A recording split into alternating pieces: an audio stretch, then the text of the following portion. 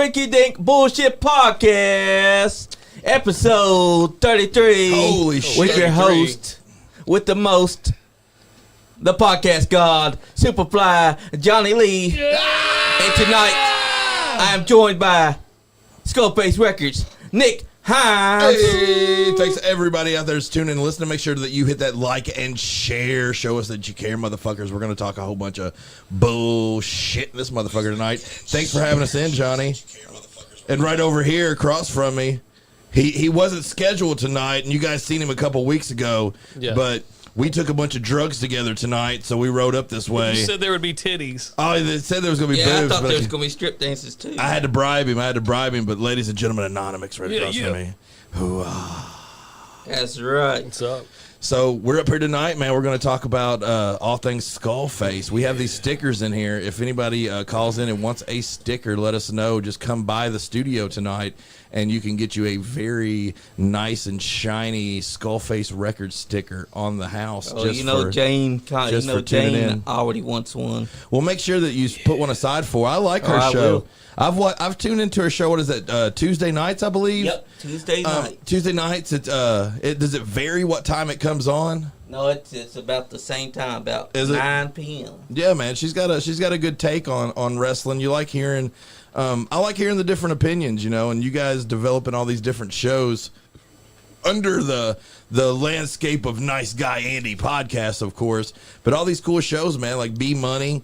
Yeah. He seems to bring in a lot of cool wrestling, a lot of cool music acts and stuff up here. And then, of course, your show, which I always get a tickle and a giggle when I hear the name of your show. When I hear the name of your show. I did too, man. Yep, because it was provided by this man right here. Yeah, let's hear this. Anyways, you guys go on your little rinky-dink bullshit podcast. And he don't understand that when I take the name, it's turning it back on him. Taking it Well, Ronnie don't know, so I'm going to let you know. Let's play it one more time. This guy that we're hearing right here. Anyways, you guys go on your little rinky-dink bullshit podcast.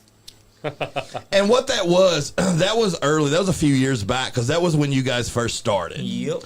And maybe he was experiencing jealousy because you guys were getting attention early on. But I think that he should be eating his words, because you guys are 1,000-folds kind of, like, for instance, I'm just stating facts here. Like I said, I have nothing against the dude, man, at all. He's hit me up a few times asking me to do this and do that. But here's the difference in between him doing that and then me talking to you guys. When I talk to you guys, we show up and we do a show and we make it happen. So we talk about it, but then we be about it. You know what I'm saying? Yeah. And that's what you got to do. Like, it's always fun to talk about the plan and talk about the vacation or talk about what you want to do. But if you don't do it, the talking gets kind of old kind of quick. You know what I'm saying? Yeah, you gotta put into action to motion. Maverick has hit me up a half dozen times over the last 4 years. And first he hits me up with a brag. He's like, "Hey, bro, what's going on?" And I'm like, "Oh, nothing, just chilling." And he's like, "Just got off the phone with Rob Van Dam. Got me an interview going this morning. That's all." You know what I'm saying? And you're like, oh, "Okay, cool, congratulations." And then he's like, "Well, I got this match I'm getting ready to do with this guy. I need some theme music. So if you can get me a theme music for my match, that'd be awesome." And I'd be like, "Okay, yeah, cool. When's the match?" "Well, I'm not real sure yet. We're still going through everything." "Okay, well, cool." And then he'll hit me up 2 days later. "Bro, anything with the theme music yet?" "Bro, you don't have a match." Yeah. Like, you're still not even fucking talked about when your thing is, and you're hounding me for theme music for your match. Exactly. And then when you're 6 months down the road, you realize that the match was never gonna happen. Oh shit. Whereas we actually did have a match. Well, things happen. You guys had an incredible match, and we did the theme. I did the theme music for the whole match. And they were both badass. I forgot about that. Yeah, people actually said that they like my theme better than Andy's. No shit. Yeah, those are bad. I remember those. I forgot all about that. I need that on video. Yes, you know what I mean? The theme that you made me was definitely far superior to Andy's, because even though he had the cocky heel entrance music, I feel like my theme really captured the feel of the aggression that I was going for. Because for sure, I wasn't coming out there to be. It was be badass. this happy-go-lucky babyface. I was coming out there to whoop Whoop his some ass. fucking ass. Yeah, that's right. But that's the difference, man. And like I said, he can dwell and be mad. And like you said, this might make him turn on me. And not like I don't have haters. If you look up my name on YouTube, I got some fucking cocksucker that'll look at my shit and then like say some of the dumbest fucking shit ever. But the thing is, like, he's so like he has no ability that if I gave him any kind of validity that it would make me look like a fucking idiot. So I just you gotta brush that shit off and make it a positive. Like maybe I should do a song about him telling him to be happy or something like that, because probably some of these people are just fucking sad, man. But enough of the dumb shit, man. You know, we got all these haters, we got plenty of positive cool shit to talk about, man. Speaking of, man, this video, I haven't seen this shit in years. Tell them what we're listening to for the people that don't know at home. We're watching Mending by Anonymix. Look that up on SkullFaceRecords. Yes, we are. And this is on this is on your podcast. Yep. Yeah. And he's showing off the NiceGuyAndy mending. I forgot I had male nudity in this video. Yeah, it's nice.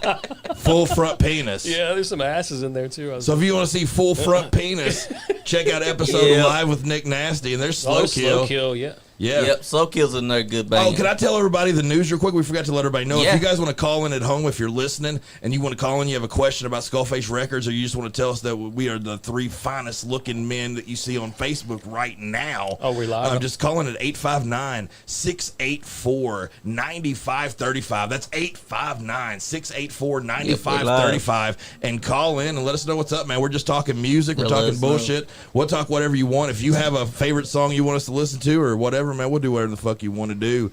But first off, I got to talk about some incredible news that gave to me probably 3 hours before I came to the show today, Johnny. What would that be? Well, my boy, Ryan Lochner, a.k.a. Ryan the Lion, has been he's just been doing some live shows here and there. He released an album last year, or maybe it might have been 2 years ago. 3 years ago. It was a few years back, man. But he told me today when I talked to him that he felt like he was kind of getting stale, and he was kind of getting stale of his act and everything. But he booked himself some recording sessions up here in Lexington. I'm not going to say who it is just yet because we're going to release in about 3 weeks. But I got to listen to the mix. I got to listen to 2 of the songs. And let me tell you, dude, they're incredible. Yeah, they're great. They gave me goose pimples, man. Like when I was coming up here, I was like, Ronnie, this is top secret shit. So I'm gonna let you listen to a little bit of this fucking recording just so you can see how good it is.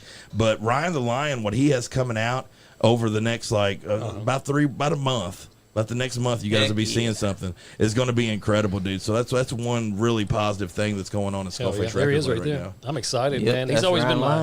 He's always been my favorite, and I thought that last album was one of the best albums on the label. I love that album. Oh, yeah, it's awesome. It's incredible, but this is a whole new level. Speaking of Ryan the Lion, he appears. His video just comes on Family at Sin City Live. That's at Legends. That's at the Legends bar right there. Did you play that? You played that stage, right? Yeah, Legend? Oh, yeah. There's a funny thing that happens on that stage. It's like you can hear the ambience and the acoustics of the rest of the place. It echoes on stage. Yeah. And if you're not louder than everybody else, it drowns you out on stage. So weird. if I had like a slow song I was playing, and I just couldn't hear myself, and I stopped right in the middle of it and was like, went to the next song. Yeah. You're just like, fuck it. Yeah, I was like, nobody's going to probably know. Legends was a whole lot of fun, man. Yeah. Shout out to old Larry D, man, for making that happen.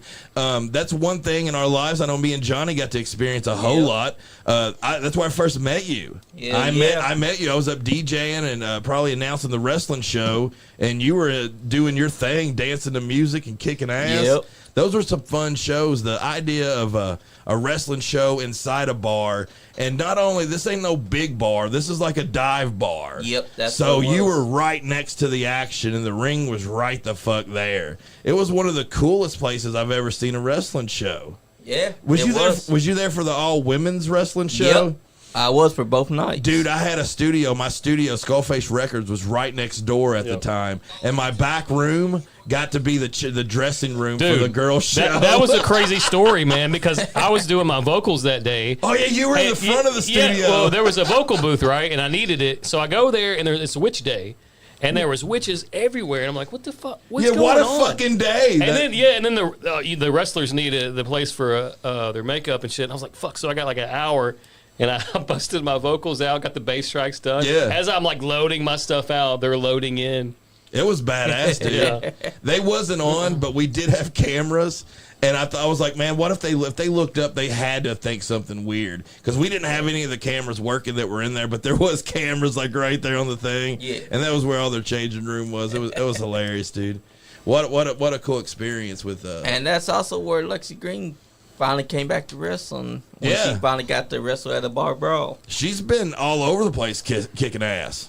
Hell yeah, she has. She's been bringing back the Green family name to wrestling. For all those that don't know, the Green family has a legacy in Kentucky wrestling. Absolutely. They You go see, back. They go way back. Yeah, They go we way had back. Tommy Green, we had Donnie Green Sr., Bobby Green Sr., we had the youngest ones, Donnie and Bobby Green.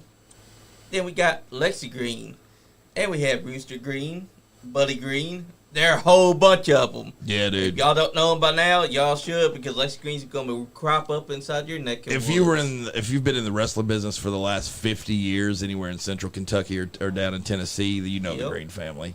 Exactly. They're one of the most relevant wrestling families in this entire area, which is badass. And this dude. man right here actually got to be a part of wrestling too. He got inside a wrestling ring. Yeah, dude, I loved it, man. I started right after. I trained in like 2016 at PTW. Yeah. Well, Larry D was doing down there, and then COVID kind of hit.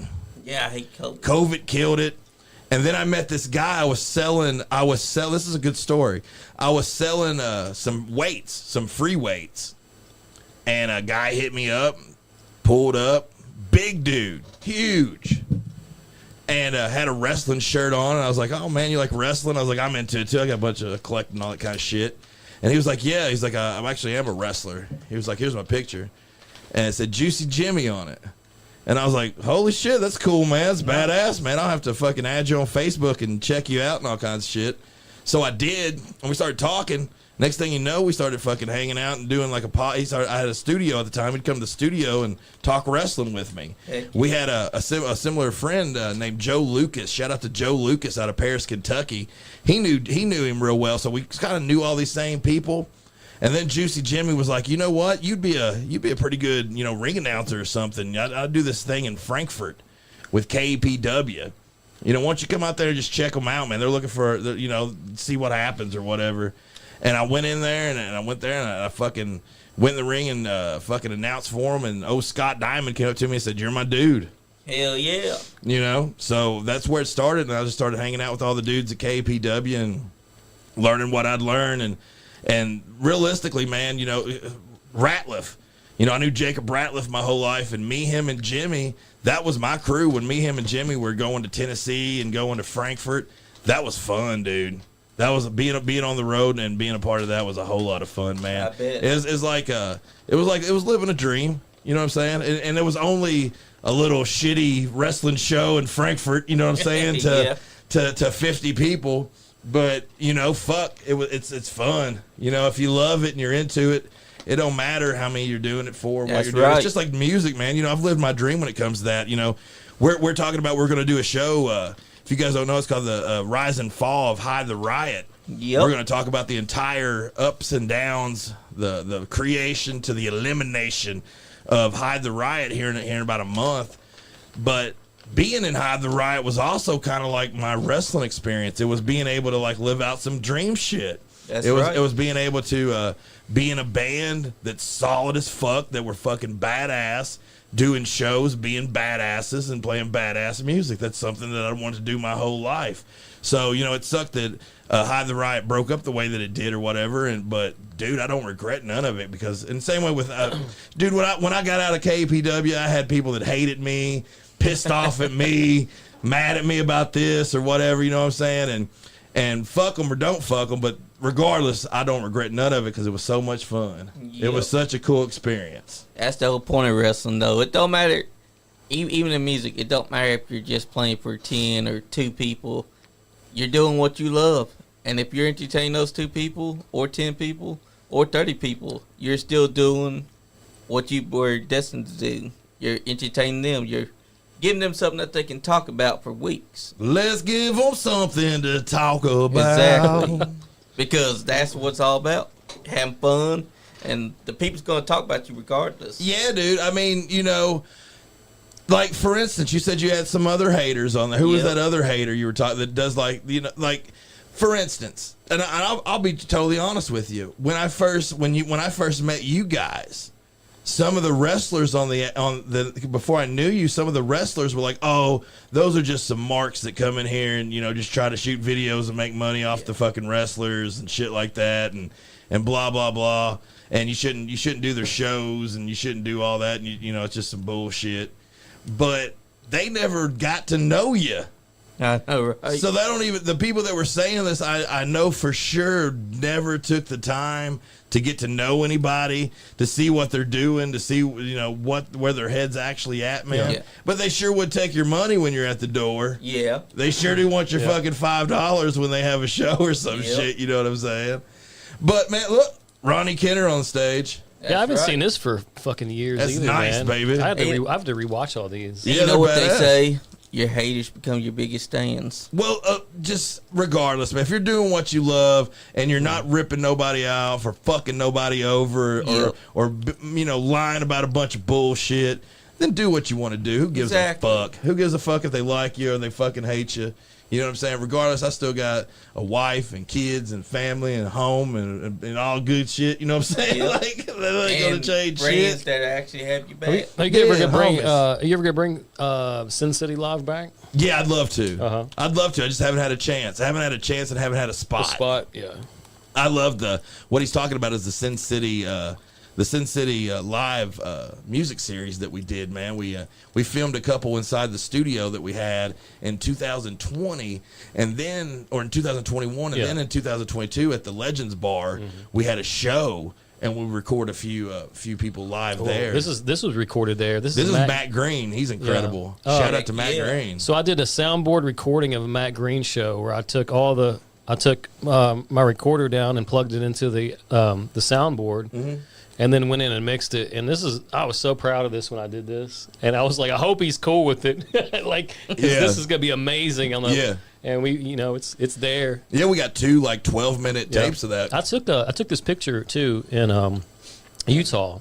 That's a good picture. Yeah, this is in the arches. You literally took that? I didn't know that. I hiked into the arches, the famous arches, and take a shit in the arches? No, it's like, how could you walk that far and not have to shit? It's Moab. And also, all right, so we camped up here, and the wind was so high that the tent was just smacking me in the face all night. And then I woke up to, like, somebody had peed on our tent, and I remember my friend had pulled a gun out on them and shit. It was insane. But, yeah, this is a cool shot. Yeah, because it looks like faces inside that mountainside if you look at it carefully. There's been tons of movies shot. This is actually, I think there was a John Wayne, The Searchers, was shot in this exact location. Nice. Yeah. Hey, imagine waking up and seeing that big ass face looking at you that's looking like it's screaming. That's fucking scary. I'm not into hiking or none of that stuff, dude. Yeah. I like Gatlinburg, but even like the walk from like my car to the cabin front door. kind of weirds me. And I take my Rottweiler with me because that's what they're made for. Yep. Rottweilers are made to fight bear for you. You ever go to the Berea Pinnacle Trails? I haven't. Oh, that's a good hike. I'm gonna make an honest. I'm gonna let everybody know right now.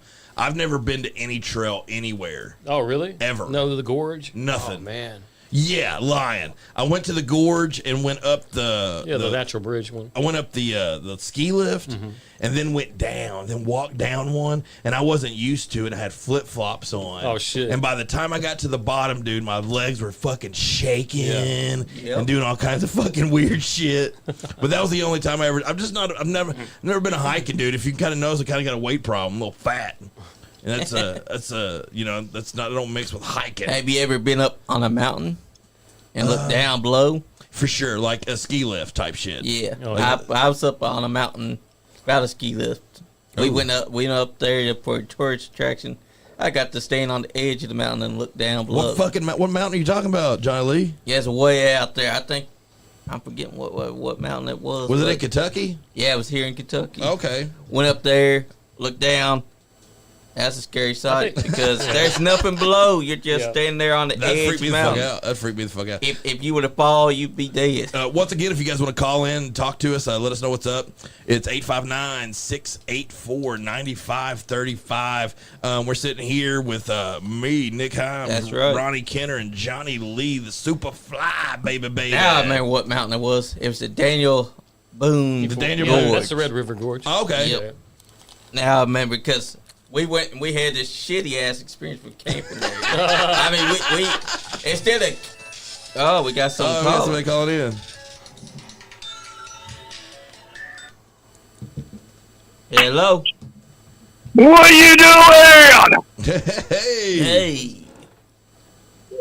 Hey, what y'all doing? Y'all having fun yet? Who the fuck is this?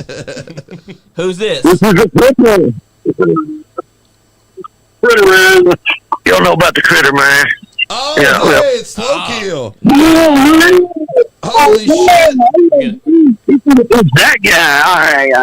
We got fucking Slow Kill calling out of Louisville. I talked to John earlier. They said that they were having practice and they were all hitting us up. So I think I heard somebody say Critter. I heard the name Critter. Us.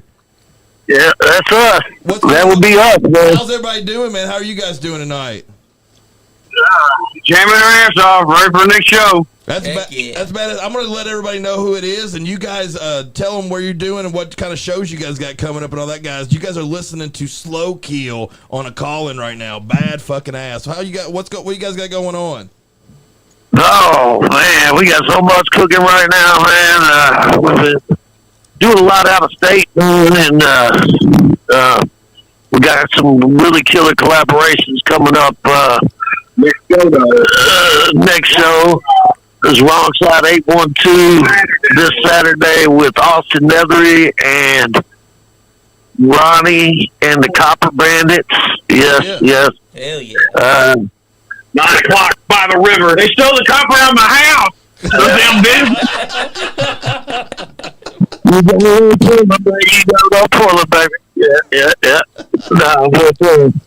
No, we just out and done jamming a good set, man, and I saw the number, figured we call you and just say, hey, like I said, you've heard that track I dropped with Wu-Tang on it, haven't you, Nick? Yeah, we need to play that. We need to play this track he's talking about here live on the show in a minute. I still haven't dropped it yet, though.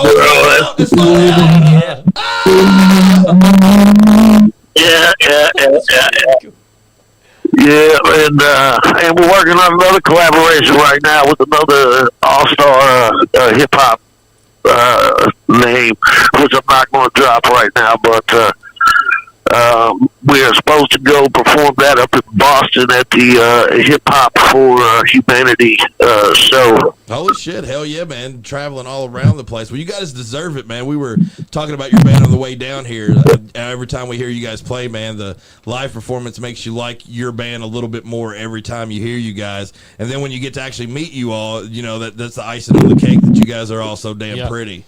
and plus the party bucks. You're just lucky I wear a mask is what it is, bro. Don't lie to make friends, okay? Just don't do it. Well, dude, we'll let everybody. We're gonna share your all's contact on here. We appreciate y'all calling in, man. And dude, I'll talk to all y'all sooner and later. Yes, sir. Have a good one, Love y'all. you. Peace. Yeah. Dr.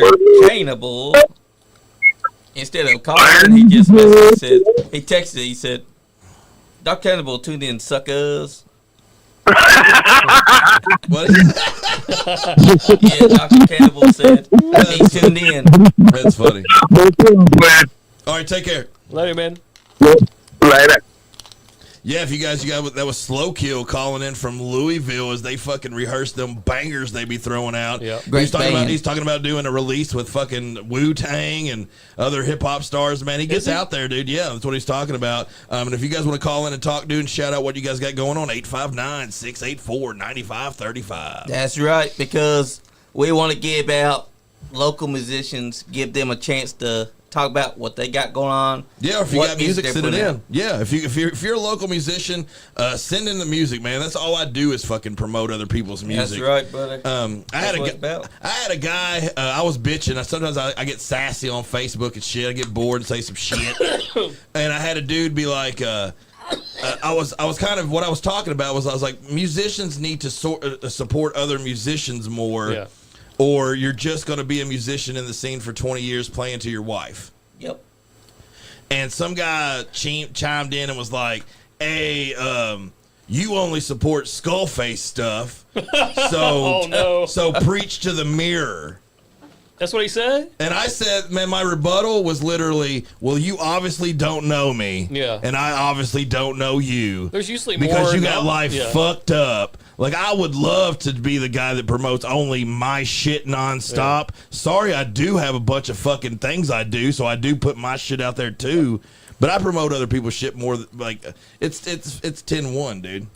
That's what we do. We promote everything wrestling. That's what life's about. If you promote others, it lifts you up. That's been my fucking thing forever. I don't want to tell people the secret to life, but if you fucking lift others up, it lifts you up. That's right. Lifts you up higher. That's 80% of musicians are kind of like that, though. Yeah, like dude. most of the people I played from Cynthiana growing up will not support me at all. Dude, it don't matter. I'm not going to say this dude's name, but everybody in here knows him. Yeah. And he was on the label, and he literally said, I haven't listened to anybody's music on there. I really just don't listen to anybody's. Who said? But somebody. but I'm not going to mention. But he's the first one to, if he has a show or has something, he puts it the fuck on there. You know what I'm saying? Only promoting yourself. You know, and it don't count that just because you go to the show and the guys that you're playing with, you promote the band in front of you. Yeah, like that's a given. Or there's certain musicians that send you these invites to like this band, like my band, like this band I'm doing, like other bands. They haven't liked any of my shit. Yeah, like other people's shit, man. Like, no, I'm all right. I don't want to hear your shit. But that's just bitching. Like some people are like that, you know. And that's just me bitching. But it's because I do so much. I feel like, for what the music scene is in this area, that I have the right to be kind of rubbed the wrong way when somebody tries to say that kind of shit. Because I've been in the trenches and doing this shit for non-profit for a long time. Mm-hmm. Because most people, when they hear that, if they ain't made it and quit, they're going to be like, well, you're dumb, because if you ain't doing it for money, then you don't need to be doing it. You know what I'm saying? And that's not the way I am. Go back. I don't give a fuck about it. I saw another SkullFaceRecords with 5 subscribers. Yeah. Who is it? That's a techno dude from Britain. Okay. Oh, yeah. Like I said, I think those 5 are accidentally because of mine. I knew there was somebody else out there that... You can go over there. SkullFaceRecords is already up over there. I was going to show y'all something. Because this is another band that's also about... Slapped ham? Yeah. No, that's cool. Not them. But he does slap his ham a lot. Uh-oh, this guy slaps his ham a lot. He likes to talk about the rest. But these guys right here, Slap Mob, they let us be part of the music video with them. Holy cannoli! They got some slap. Is that what they're slapping? Yep, they're called Slap Mob. That's TA right there. That was at. I actually already know these guys. Heck yeah, I do. But they let us be a part of this music video here. Me and Ryan the Lion that we talked about had a podcast we did a couple years ago called the music review. Yeah, and we got a song by these guys. These guys are good. Heck yeah. So, remember the guy that played at the Legends, David Packer? He's the lead singer for David Wright's Monkey's Uncles. Yeah, I thought that was him, and then I found out it really was him. I think they're just a cover band. I don't know if they do any originals or anything. Yeah, but I know that other cover band he was in, they broke up. Which one? Or they retired or something. The Dead Relics. The Dirty Relics. Dirty Relics, yeah. But dude, like, I don't know, man. I never seen them live, so I can't talk much shit. But every time I seen a video, they were playing Enter Sandman, and like Thriller or something. Yeah. Enter Sandman wasn't cool to play when you're like in middle school. No. Yeah. Like that's a terrible fucking cover. I don't care how good you can be. Like Ghost did their own version of it. It was pretty cool. I thought they mixed it up. I never heard it. Ghost. I've never heard of. You never heard any Ghost? Well, I've downloaded a couple of their songs on the Spotify at home, but their music's real fucking boring to me. Ghost is really just one guy named Tobias Forge, that plays yeah. Papa Emeritus. Yeah, he plays all the. All right, so he has a team of writers, a team of people that's in the studio. So he creates it, and then he has people do it. Then a team live. So he's got 3 teams: the writers look at those in the studs studio, right and then live. You can basically see that Look, there girl's he is right there. see that girl's butthole. Yep. Look at, there you are. That's over there, fucking Dave. awesome, man. Did you I know see this her pool butthole? right here. I've Yep, seen I this saw pool. it. I've seen this video because you've shared it too. Yep. It's a good video, too. I don't know if my wife would let me be on there because that girl's butthole's like all everywhere. Yeah, we got the strippers and all that showing it off for us. Did you get to slap it? Does she have to pay extra for that? We're gonna have to get them on the. We're gonna have to get them on a comp album. Yes. I'd love to have them on a comp album. I bet they're a lot of fun too. Oh, they are, especially TA, J Rags. You get to know a lot of them. They seem like a whole bunch of good guys, man. So one more time, and then I'm actually going to ask Ronnie a question over here. If you guys want to call in and talk, man, it's 859-684-9535. So, Ronnie, you also have a few albums coming out and just got some masters back, 3 weeks ago? And and what were you saying? You were like, I couldn't even listen to them. Well, and then it just hits you. Well, I got the masters back for the album, Death Art Adjustment, and I was like, okay, this is gonna be released in October. As soon as I got them back, I just sat on them. I listened to them once, and I sat on it for about 2 or 3 weeks. And today I listened to it for the first time, and it was pretty good. It was better than I expected. You're always kind of scared when you get done with something to look at it again. When you put it down, you know, like a painting or something like. What was your goals with sending them off? Like what's kind of your expectations when you've worked so hard at your recordings and then you're sending them off to a third party that don't really. Yeah, I didn't know these dudes. I hadn't worked with this engineer yet. That's got to be kind of nervous, right, or nerve-wracking? I mean, yeah, he's more professional, and he messed up a couple of times, and I could have been a dick about it, but I kind of remained calm. And he really loved my music, and he said he would love to work on it. That he worked on it, and so I got an album coming out October 31st called Death Art Adjustment. It'll be choice. Yeah, there's going to be a couple. Crazy. That's a crazy name, ain't it? Yeah, I'll tell you how I got it. It's a funny story. Let's hear about this. Danny Carey, the drummer of Tool, I'm friends with on Facebook, and he posted like a tarot card, like kind of a app where you just stop it when you want it, and the tarot card stops. So I did it 3 times, and it was Death, Art, and Adjustment. And wow! And then I wrote a poem based on those 3 cards, and then I started thinking about my life in the last couple years, and I was like, well, this painting stuff, where I became a painter out of nowhere, and then like it came from a death, and now I'm adjusting, INONOMIX to go back out there and do this. I was like, that's a perfect title. So Death Art Adjustment. That's pretty deep too. And I took that's crazy. I took my best songs, I thought, and re-recorded them, and what I basically did to my discography, I deleted some stuff that I needed to. I kind of shaved some songs from albums, and so when I repress them, they'll be missing some that I've re-recorded.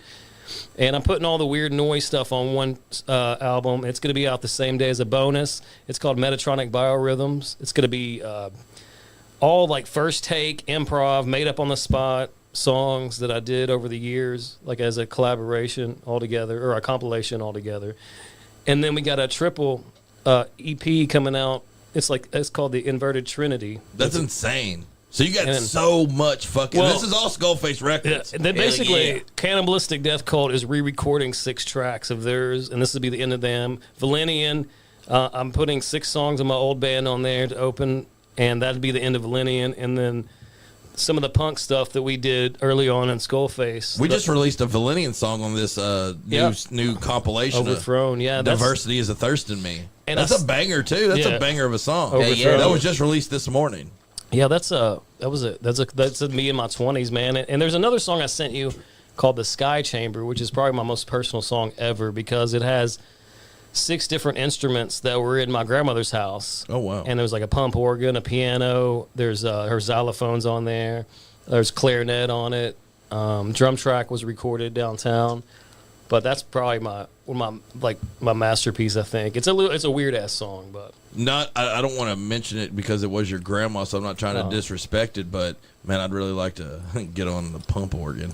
That sounds pretty fun. It was hard to record, man. I bet. Yeah, because you're pumping that shit. You can hear when you're mixing it, you can hear yourself pumping that shit. Pump. Yep. God damn it. Fucking pump. It's over top of drum solo too, which is it's epic. Yeah, I'm excited. I know you've released 2 or 3 songs over the last couple weeks. 3, yeah. I did 2 originals from the new album and 1 cover song. By Rocky Erickson. That's fun. Called I Think of Demons, which is I was obsessed with that song. Usually when I become obsessed with a song, you have to cover it, you know. Mm-hmm. Yeah. Yeah. What a great title to a song too. I think of Demons. This dude, he was in a psychedelic band. He tripped so hard he ended up in a mental ward, and they gave him shock therapy. And he gets out and he starts seeing hallucinations and shit. So he starts making songs, thinking that he actually is like a werewolf and stuff. So he started coming up with all these weird songs. And then over the years, like Ghost became Ghost because of his song "If You Have Ghost." Oh wow! Yep. And I didn't know that. Fun fact. Chelsea Wolfe. This is the Night of the Vampires. Covered that song too, which is amazing. Fun fact. Yeah, really cool dude, man. He died a few years ago, but check him out, Rocky Erickson. Yeah, yeah, you check him out. And that's just the. I mean, the years coming to an end already, and it's weird. You know what I'm saying? This year's went by quick, but I'm proud to say that for the 4th year in a row, SkullFaceRecords has got more views, has released more music, has did more everything that you want to do positive in the music business around here. It has did this year. We're gonna probably be well over 100,000 views this year, which is awesome. And coming up on the end, we got so much shit. Like I feel like the end of the year might be stronger than the beginning of the year. Oh yeah, by the December time. I mean, we'll be riding out through October. And we always do releases around Halloween. We always get a lot of Halloween stuff going out. But I just feel like everybody's in the zone. Yeah. We got a few more songs still from Walla About It.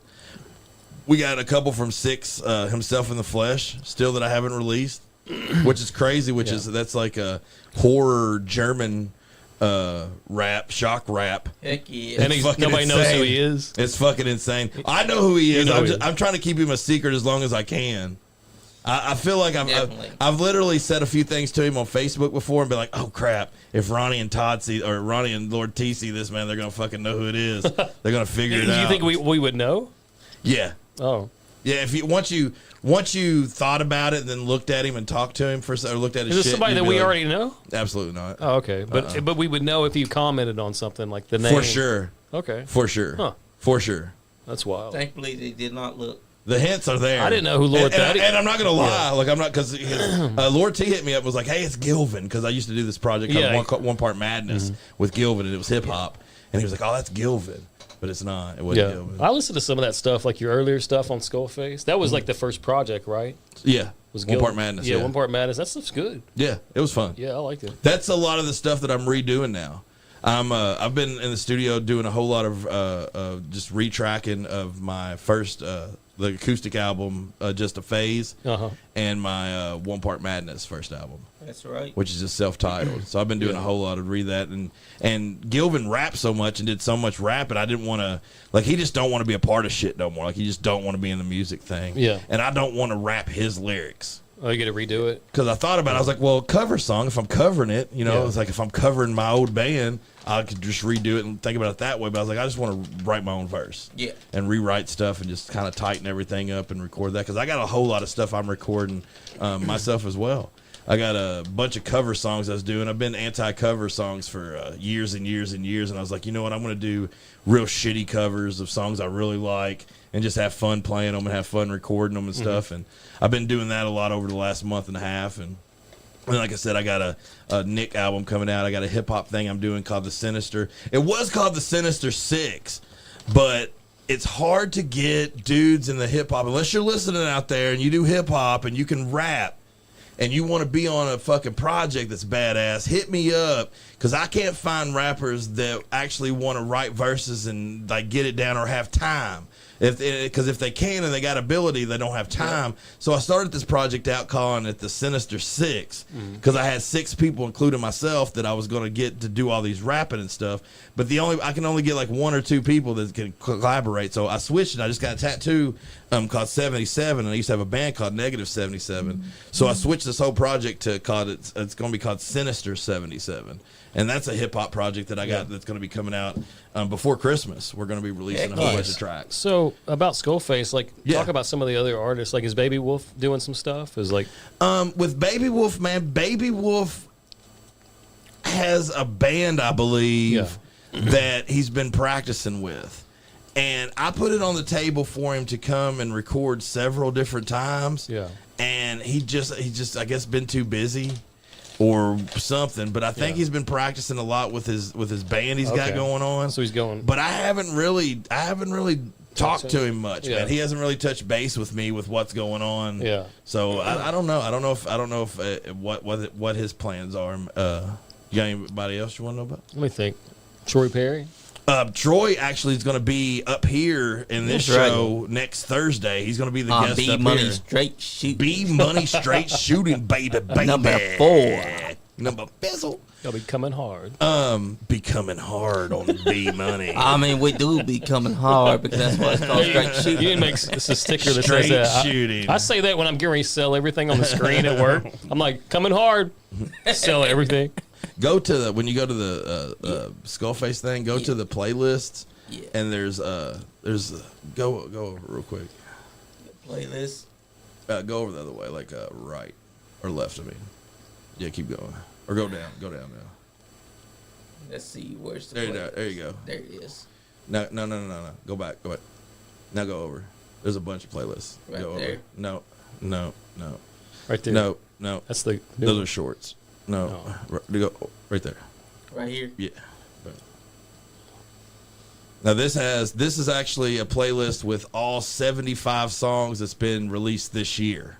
Nice. Oh, this one is? Yeah. Okay. So this has everything. This is the new Valenian song. Here in a little bit, we're going to take a break because I'm going to go outside and take a smoke break. And I'd like for you to play for people this cover that I did, this rehab. I did a couple of huge inspiration to me. Some people's asked me a few times, what's my inspirations and stuff. And a guy named Danny Boone out of a band called Rehab. He's out of Georgia area. That one right there. Yeah, this is badass. That's badass. Yeah, I'll play here after you explain it. Yeah, like I said, he's been a huge inspiration to me, and like with my wife and with our relationship, when we first met, dude, we partied so fucking hard. And when we partied up north, like in the Covington, northern Kentucky area, listening to Rehab a whole lot. Like, I love Rehab. Like a lot. Like we would listen to a lot of Rehab and drink a lot of liquor and fucking do our fucking thing. And just throughout the years, Rehab's kind of been my background music in a lot of situations. You know what I'm saying? Like getting motivated. People underestimate this. The music you listen to when you're getting ready to go out and do shit that's important. That's underestimated. Yeah, that's right. Like if you have the right vibe and you have like a new fucking song that makes you feel good and fucking puts you in the zone and you're fucking rocking before you go into a place, your mood's better, your whole vibe's better, you're fucking loose. People underestimate that shit, you know what I'm saying? Yeah. That's why I have that little track before I play a show. That gets you zoned? It gets me. No shit? That's what it gets me in this meditational zone, and it's from a film called Demons 2. Oh, that's cool. And I know Demons 2. Do you know Demons 2? Simon Boswell did the music for it, and I used a little sample for every NiceGuyAndy show. There's a sample, like a 2-minute sample, before I get in the mode. That's badass. So I'm going to let everybody know one more time if you guys want to call in. We're going to take a little break, a smoke break, but Superfly's still going to be here. When we get back, if you guys want to call in, it's 859-684-9535. If you call in and you want a sticker, let us know, and we'll give you a sticker. One's already claimed. By Calamity Jane. Yep. Is that her? I said her Yep, name correct, that's her right? name. That's not her Calamity Jane. shoot name, correct? No, that's her work name. Because her name, I heard her name and I was like, Calamity Jane. There's no way that's her real name. But then that night, I was listening to like some kind of hair metal band, And on they're like, called Calamity Jane as well. dude, I didn't fucking know. I actually brought that up there. She's like, Did she not know either? oh, she didn't. Dude, No way. I've been in the rock scene and listening to rock music my whole fucking life. As long as I could fucking listen to a radio, I've been listening to rock music. I had no clue there was a Calamity Jane fucking. I thought it was a Looney Tune cartoon. Oh, You know what I'm someone's calling saying? real quick. Yeah, I thought it was some kind of like Looney Tune cartoon. Hello. Who this be? Hello, this is Thaddeus. I was summoned. Oh, it's Daddy. Speak of the devil and you shall appear. Nice. Quite literally. So I was telling What's up? nothing, man. I was telling him about the triple EP that we're going to come out with, and Yeah. so what's the progress like on your songs? The progress is, well, I just did a remaster. I sent that to Anonymix last night for No Resurrection. It's a revitalized version. Basically, I've moved on from Cannibalistic Death Cult as a project, but there's a few, well, more than a few, there's about 6 songs that I just wasn't satisfied with. Yeah. And Anonymix came up with this idea for a triple EP, basically revisiting the ghosts of our past and reburying their corpses, putting it behind us. We got to move on to new, bigger and better things. That sounds cool. Yeah, that's what I'm doing with the Valenian too. I mean, once that's put out, that's buried too, along with your Cannibalistic Corpse. But are you going to cry on the last track that you recorded for it? No. If I do, it's tears of joy because You want a sticker? Cannibalistic Death Cult did what it needed to do. I said what I needed to say with that project. I want Moving on from it. I want that name. Yeah, it's a great. It's a good name. Yeah, the name is the best part of the whole project, and the music was kind of subpar. It's bittersweet. A lot more. I had Cannibalistic Death Cult played at my wedding. Did you? At my wedding party. Yeah. It was requested. Yeah. My wife yelled from out there, play some play some Cannibalistic Death Cult. Lord T, could you answer a real quick question? We got this new comp series that we just released the last couple of days that we've been releasing music from all over the fucking world. And you have a track on it. It's real rare, seeing your video out there without, the cool videos that come with the Morganian Rite and Cannibalistic Death Cult music. But how do you feel about the how did you come by about the song that you released? I know you said you remastered it and remixed it and stuff like that. Well, just we did the first EP with Morganian Rite. Funnily enough, my buddy Count Malice was hanging out with me. I was like, "Hey man, I'm getting ready to record some Cannibalistic Death Cult songs." And he said, "Hey man, you mind handing me the microphone? I got something to say." Oh, cool. That's bad. And that ended up becoming the Darkness Rising EP. Oh wow. So I'm going to say the local band line now. Big things are coming. Hey. But we're trying to get a live. Yeah, we're trying to get live drummer and be able to play some live shows because so far it's just the two of us. It feels great to be on the comp. I mean, I've heard a lot of the stuff on there is really great. Yeah, I've been really, really happy with the music too because as it was coming out, I try not to listen to it too much. And then when I listen to it through my big boy speakers, I usually do that once I actually put it out. So I, can shamelessly give myself a view when I'm doing it. And I've really liked them, man. The Izzy Smut. Shout out to my girl Izzy Smut, man, and her fucking. She's fucking awesome. She's a badass, man. And then that Immortal. Did you hear that metal band Immortal? Oh my god, that was amazing, man. That was brutal as fuck, man. We gotta check it out, man. Yeah. I didn't hear it yet. Oh, dude, it's badass. I was listening to it this morning, and I was just in the zone, and I was like, Brittany, this is the best song I've ever fucking released on the label. Yeah. But I was in the zone, and it was sounding good, dude. It's a real thick metal. It's just real fucking solid, man. It's real solid. But every song, the production on the new song, you can for sure tell, especially through my speakers. Yeah. It sounds crisp. It sounds clean. Sounds thick. Hell yeah. Hey, wait till you hear what Ryan the Lion has, man. Yeah, dude. Holy yeah, shit. Dude. Ryan the Lion. Ryan the Lion's amazing. Yeah, dude. He's fucking Mozart, man. He hit the studio and he brought me it's not mastered. There's a fucking demon coming Did out you of it. shit like out of your mouth? But he brought me a track to listen to, and it's incredible, man. The mastered's gonna be out in about 3 weeks, but it's incredible. It's everything that he deserves. He's worked his ass off for a long time. Yeah, and he's got an incredible fucking couple tracks coming out soon. Absolutely. Well, Anonymix, do you want to tell them, or should I? What's that? About the new project we're thinking about. Oh yeah, the High Desert Death Ritual. Holy shit! High Desert Death Ritual. Yeah, me and Anonymix are going to partner up. Talking with and a quick shout out to talking to Wormhole at Oahu. Oh wow! He did the beats for the first. Actually, it was the second Cannibalistic Death Cult single, "Flowers of Darkness." He did the drums for that. He's an amazing percussionist. Holy shit. When world renowned dude. When will we maybe hear some kind of release about this? What's production? This is probably a next project. 2025? Nah, I was going to start working on it. Well, I probably should have talked about this with Anonymous before I talked to you. He just don't know yet. He just don't know yet. This is now, I knew about it. I just thought it was it's got to be something. I mean, at least it'll be released next year. Okay. Is what I'm saying. Yeah, probably put out some singles, or some demos at least, but we're going to be doing a Stoner Doom project called Hyde Desert Death Ritual. I've got the lyrics for the first song, Sweet Sativa Suicide. Yeah, they do. I got some ideas about some drummers too that I can get some tracks. That's awesome. Yeah, wait till you hear what Wormhole's got though, man. I didn't know about Wormhole yet. That's the first I've heard this was. Well, this is great. Yeah, that's because I just talked to him today. Everybody has great news, man. This first hour, we've been in for an hour. We're going to take a break and go out there and get our heads right real quick and be back.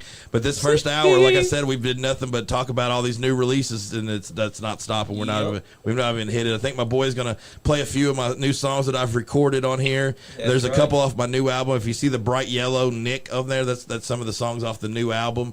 One of them actually is starring the Troy Perry Show. His band, I luckily got to do the background music for one of my songs, which is badass, and then I got some covers. There's all kinds of good stuff. So, Lord T, thank you for calling in. We appreciate you. We'll holler at you soon. We're going to go outside and do what we do. Hell yeah. Safety. Appreciate you, Lord T. Later, man.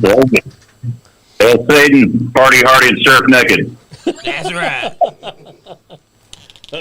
We'll be right back. Hey, I was listening to Dig Up Her Bones today. We should cover that song. Yeah. I'll get the drum track. And now, I have once and took it off. I did an acoustic version. and now while they go on, I'm going to play for you Nick's cover song, Bottles and Cans.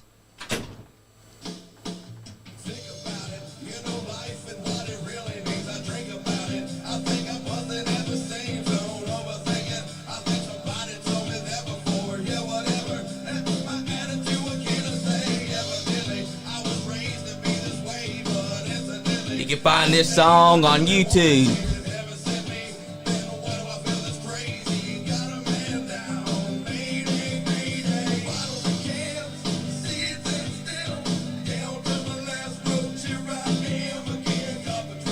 Kind of song that you can drink to.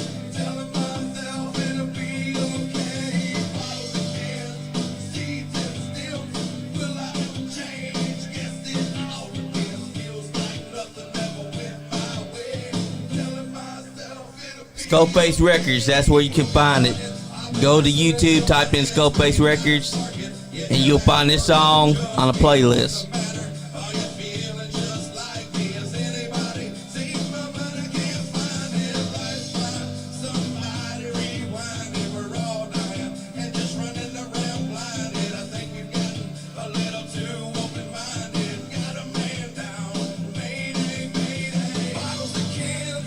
Bottles and cans.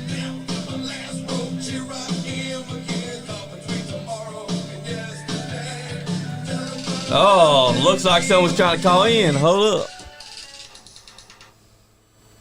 Hello? This podcast? Yes, this is the podcast. Nikki and them are right now taking a smoke break. Oh, so it's too. Is it too late or they coming back on? Oh, they'll be coming back on. It's Troy. Nice to see you, Troy. You're coming on in just a week. Yes, a week tonight. But Nick told me to call in. That's right. Let the people know what you've been doing currently. Am I on loud? Am I on live right now? Yep, you're live right now. Oh shit, baby! I didn't know that. All right. What have I been doing lately? You had Mike Jones on there last week. Yeah, me and Mike Jones. We put together a party. Had a pretty good turnout. Heck yeah! I'll be on your show next week.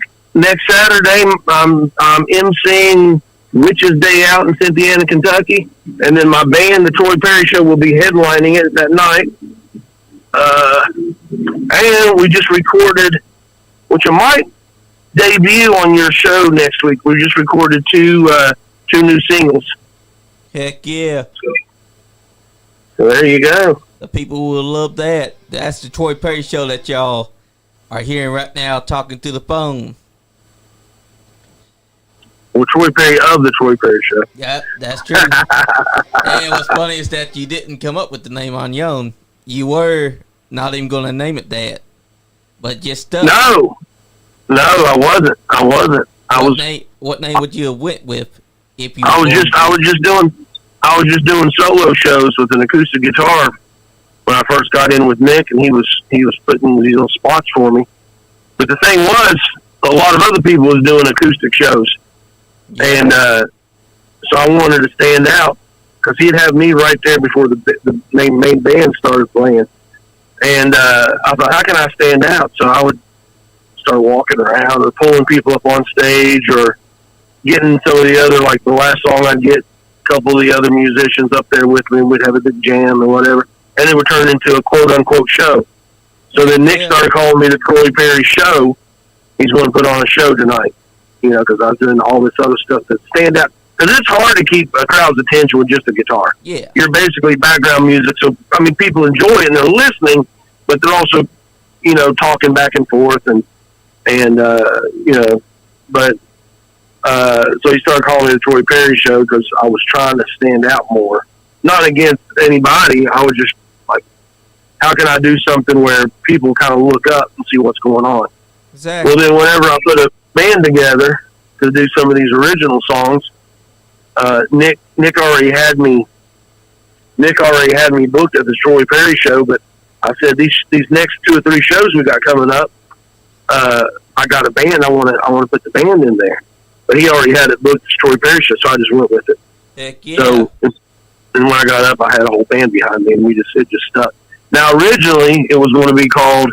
I was working on a CD, an album, and demoing all this stuff, and there was a song called Chronicles of American Youth. Yeah. And that's what I was going to call the album. And it was just going to be called Troy Perry Presents Chronicles of American Youth. And then, but when I put a band together, it was going to be called Troy Perry and the Chronicles. Hell yeah. So and I may still go down that route. We released this, you know, this bigger thing. But for now, we're still Troy Perry Show. Heck yeah. But Troy Perry and the Chronicles was what was the working title of a future band was going to be if I put something together to do these songs. It's got that classic feel to it. Yeah. But Troy Perry Show was already... Oh, yeah.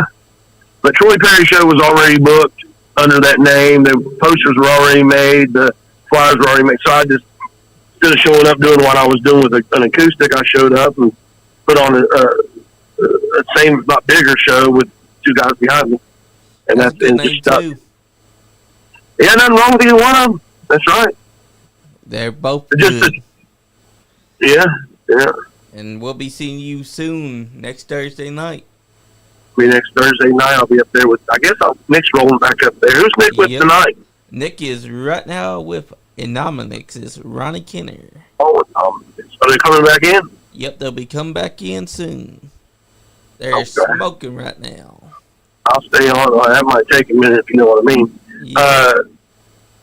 I'll stay on here till I'm driving home. Good. Yeah, Nick told me to call in, and that was a good show with Mike Jones last week. Heck yeah, Played some of his stuff. that. I've done a lot of shows with Mike. I've done a lot of DJing with Mike, and I've performed with Mike. So yeah, he's a good guy. I watched that. That was good. And we did, like I said, we did some DJing last weekend. And he just got a gig. He's just got he's coming to house DJ at a place in Lexington. I can't. It's at the tip of my tongue now. I feel bad for not remembering what it is, but he just got word that he's going to be house DJ up there. Yeah. Mike puts on a show. Heck yeah, he does. Under so serious what? All right. I'll stay on here.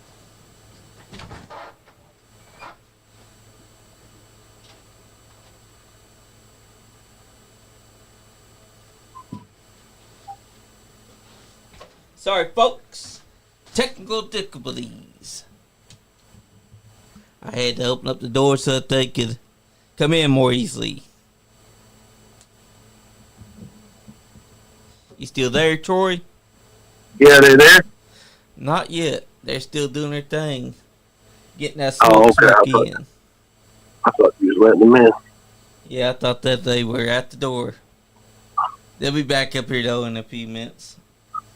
We got the latest album up that has all 70 songs that's been released this year. We just for the Yep. compilation that he's putting out? Yep. We just listened to his cover song, Bottles and Cans. I did a song. My band, I don't know if he mentioned it or got it on there, but my band backed up a song that Nick just did called Just Because. Hell yeah. And we recorded it live. I mean, we recorded not live in the audience, but live in my studio. He come over and he had showed me the chords. Our drummer, Evan, he'd played it before with Nick years before, so the bass player was really the only one that had to learn it. And it was pretty easy. He learned it kind of on the spot, and we practiced it once. And then we would hit record and record it straight through, and that's what we used. I just kind of mixed it. Yeah, it's on here. Is it? Yep. How's he got it listed? Does he have it listed on there? It's called Nick featuring the Troy Perry Show. Just Because. Yeah. Just because. Go ahead and play that. Have you played it yet? Not yet. Go ahead and play it for the audience. All right, guys. This is Just Because. I'm just going to take over here. There it is. That's Nick on acoustic. Heck yeah. Me on lead guitar, Evan Smith on drums, and Britt Ripley on bass. That's what I'm talking and about. Nick singing.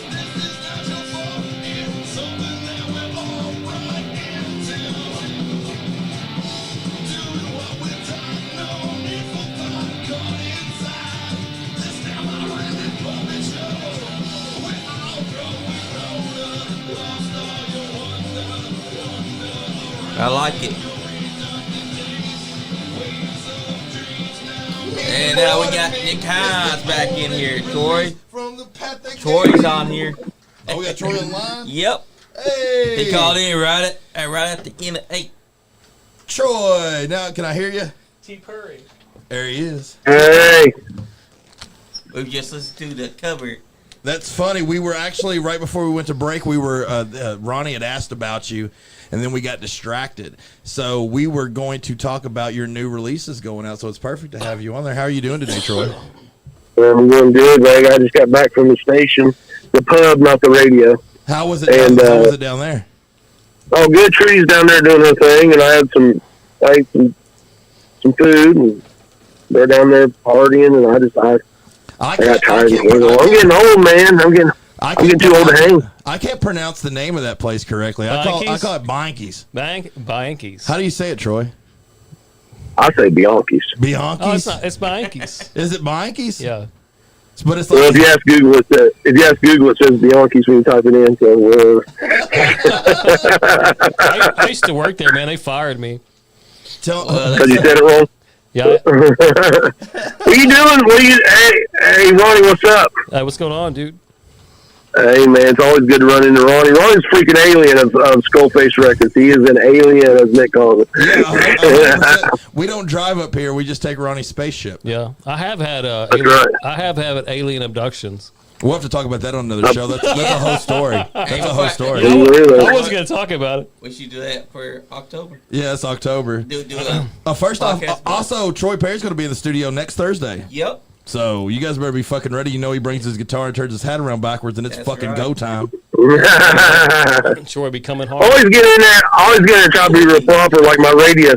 Yeah. In my radio show, I gotta be prim and proper because FCC and all that. Yeah, it's all no holds bars on a NiceGuyAndy podcast. Yeah, right. I'm always in there acting proper. Yeah, I may come up there and I may act silly next week. I don't know. Hey, let one rip right now, man. Yeah, say an F-bomb. Just say it. Say it. Say it. Fuck.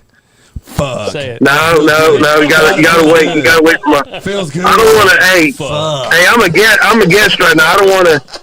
This is you and Ronnie's spot. I don't want to override anybody. Well, real quick, while you're called in though, let everybody know about the couple of these new songs you got going on because if you guys didn't know, we're going to release a 7-inch 45 the Troy Perry Show single for Cheap Motel that's been out. If you guys haven't checked out Cheap Motel, go check it out. All you got to do is type in the Troy Perry Show at Cheap Motel and you can check it out. But you got a couple singles coming out, and you sent me a dirty mix a little bit earlier. I think it was this morning or yesterday, and it was dope, man. It sounded good. You want to tell everybody about a little bit of this music you got going on? The song I sent you, can you guys hear me okay? The song I sent you is called Whiskey Coma. It's a good name. And the song, the first verse is about just what you think. Just the whiskey coma. Just not overdose, not nothing like just being so drunk you're oblivious. We've all on whiskey. It's a true story. It's a true story. The second verse is just dirty. It one has nothing to do with the other, but it was all about one night at a party. And we had a little too much whiskey and went into a coma, and then things got dirty. It's just as simple as that. It's just a night. It's a night in the life of, and but it's good, man. We recorded. We did 2 takes of that, and used the second take, and it was just me on guitar, Brett on bass, and Evan on drums, a lot like we did Just Because. Only I went back and added a second guitar, did the vocals, put some background vocals on, and added a keyboard to it. I'm going to remix a little bit more on it, critique it, and then maybe add some more backup vocals, and it's done. But Brett's actually doing some slapping in that on bass. That's not his. That's not his normal style. Yeah, he sounds real funky. It's a funky song, yeah. And then the second song, which you haven't heard yet, I don't think you've ever heard it. It's called River. And that song is so old lyrically and musically, and a lot of these songs are. That song is so old. I was, maybe 16, 17-ish, 17. What year was that? 16, 17. 1992. 40. That's cool.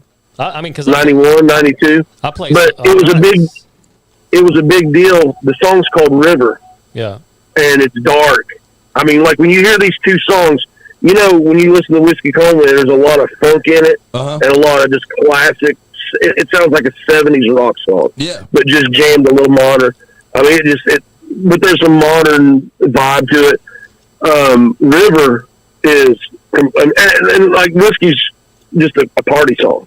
It's like Night Train from Guns N' Roses or something. Oh, wow. It's just singing about getting drunk and partying. Yeah. River, on the other hand, is dark. It's probably the darkest song that we've ever done. That's cool. I mean, dark. It's dark. It's moody. It's dark. That's got to feel good, though. That's got to feel good to get that out, though, because if it hasn't been released, it's a song that's kind of been sitting on the shelf for a long time with that darkness. I did it many, many years ago. There was a guy that was an orthodontist that opened that turned his garage into a studio, and he did a demo CD to help promote it, and got a bunch of bands in. And you got to do like 1 hour pre-recording, and I did it for him as a demo, but it was never really finished. And that was in like 95, 96. Oh, wow. 96, I think. That's cool. And it got shelved, like you said, and I pulled all these old songs out and kind of critiqued them a little bit and modernized them, and then presented them to Evan and Brett and had them do their vibe to it and completely changed it. But it still got that dark. It was slower, and Brett's like, man, we're playing. It's sluggish. We're playing this too slow. And I'm like, but it's moody. Like, yeah, but it's just emo. It's too dark. So we brought it up. We didn't uplift it. We just brought the tempo up a little bit. So when you hear it, you'll be like, you brought the tempo up? Because it's still slow. It's already still slow. But it's about years ago, like in 92, I can remember it was everywhere. It was everywhere. It was October. It was Halloween night, man. We're getting right up on it. It was, and we're talking 32 years ago. But it was 32 years ago. That's crazy. But it was everywhere, every magazine, everywhere you saw the death of River Phoenix. Yeah. And people know River Phoenix, Joaquin Phoenix, Blaze of Glory. brother. Yeah. But River Phoenix had, yes, and Joaquin's my age, so he was just a kid, 15, 16 years old. And and I remember when that happened, it was such a big thing, and he was him and Johnny Depp were like super young, and they were the hot actors of Hollywood, and that whole thing going on. And it makes you wonder where he would have been. Would he have been the next Johnny Depp? Where he is now?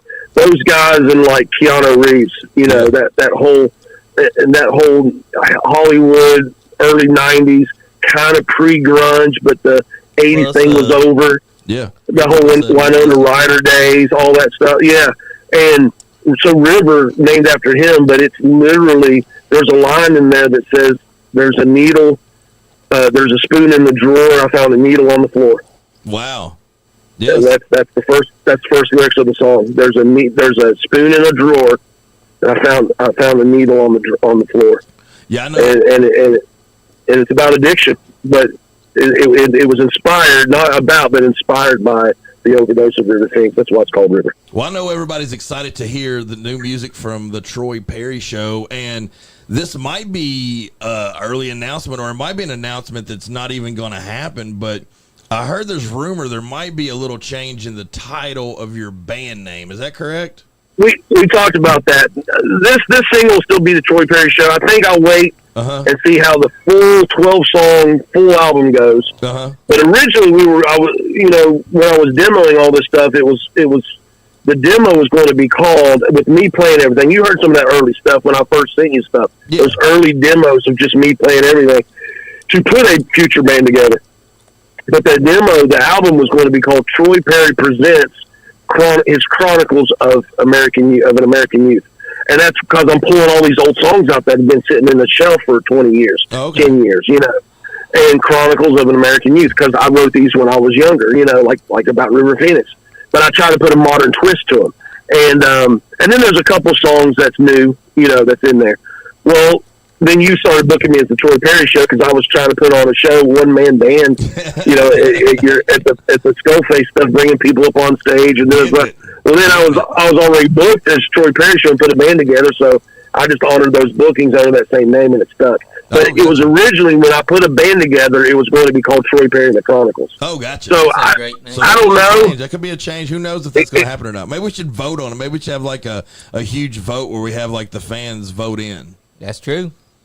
Should we keep it the Troy Perry Show, or should we change to Troy Perry and the Chronicles? And then you don't even have to stick with it. Like, even if the fans choose the one you don't want, it's still your fucking band, and you call it whatever you want. That's right. Give like 5 choices. Think about 5 band names. Yeah, we could come up with 5. Or if someone wants to like call in a band name they think it should be, we could. Look at Ronnie.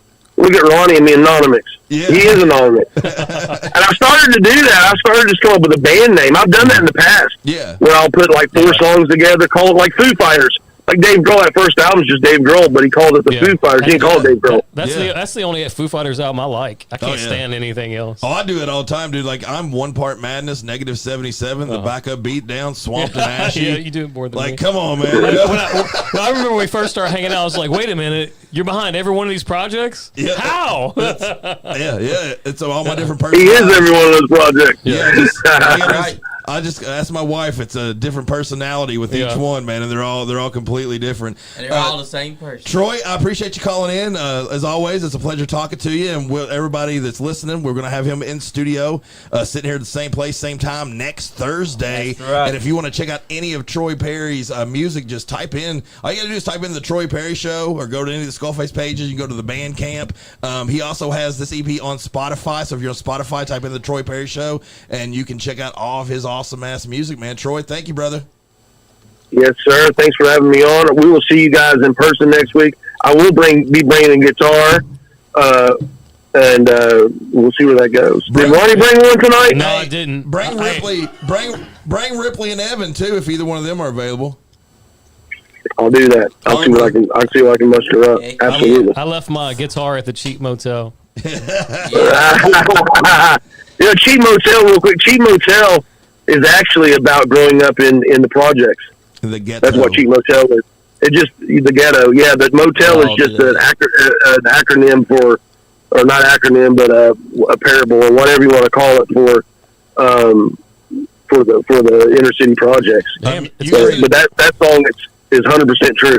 Every line in that song. Everyone listening needs to go check out. If you go to the SkullFaceRecords YouTube page, the Troy Perry Show Cheap Motel is at 971 views. Let's get that motherfucker to 1,000 tonight. Yeah, you're right. Let's get on there. If you're listening, get on there and do it. Listen to the Troy Perry Show Cheap Motel, like it and share it and all that good shit. That's right. It's got Nick's favorite guitar solo in it. Hell yeah. Hell yeah. Nick was at a practice one day. I got right in his face on that solo. We're listening to it live right here, right now. I don't think I've seen this. You haven't? No. All right. Oh, you playing the video? Yeah, we got the video going right now, brother. Take care, Troy. You were there, Ronnie. Yeah. Ronnie, you were there. That was our CD release party. Oh, okay. It's a good song.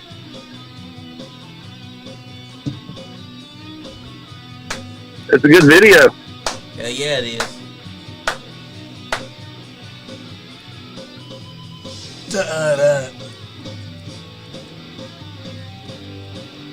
I got some good pinch harmonics on that song.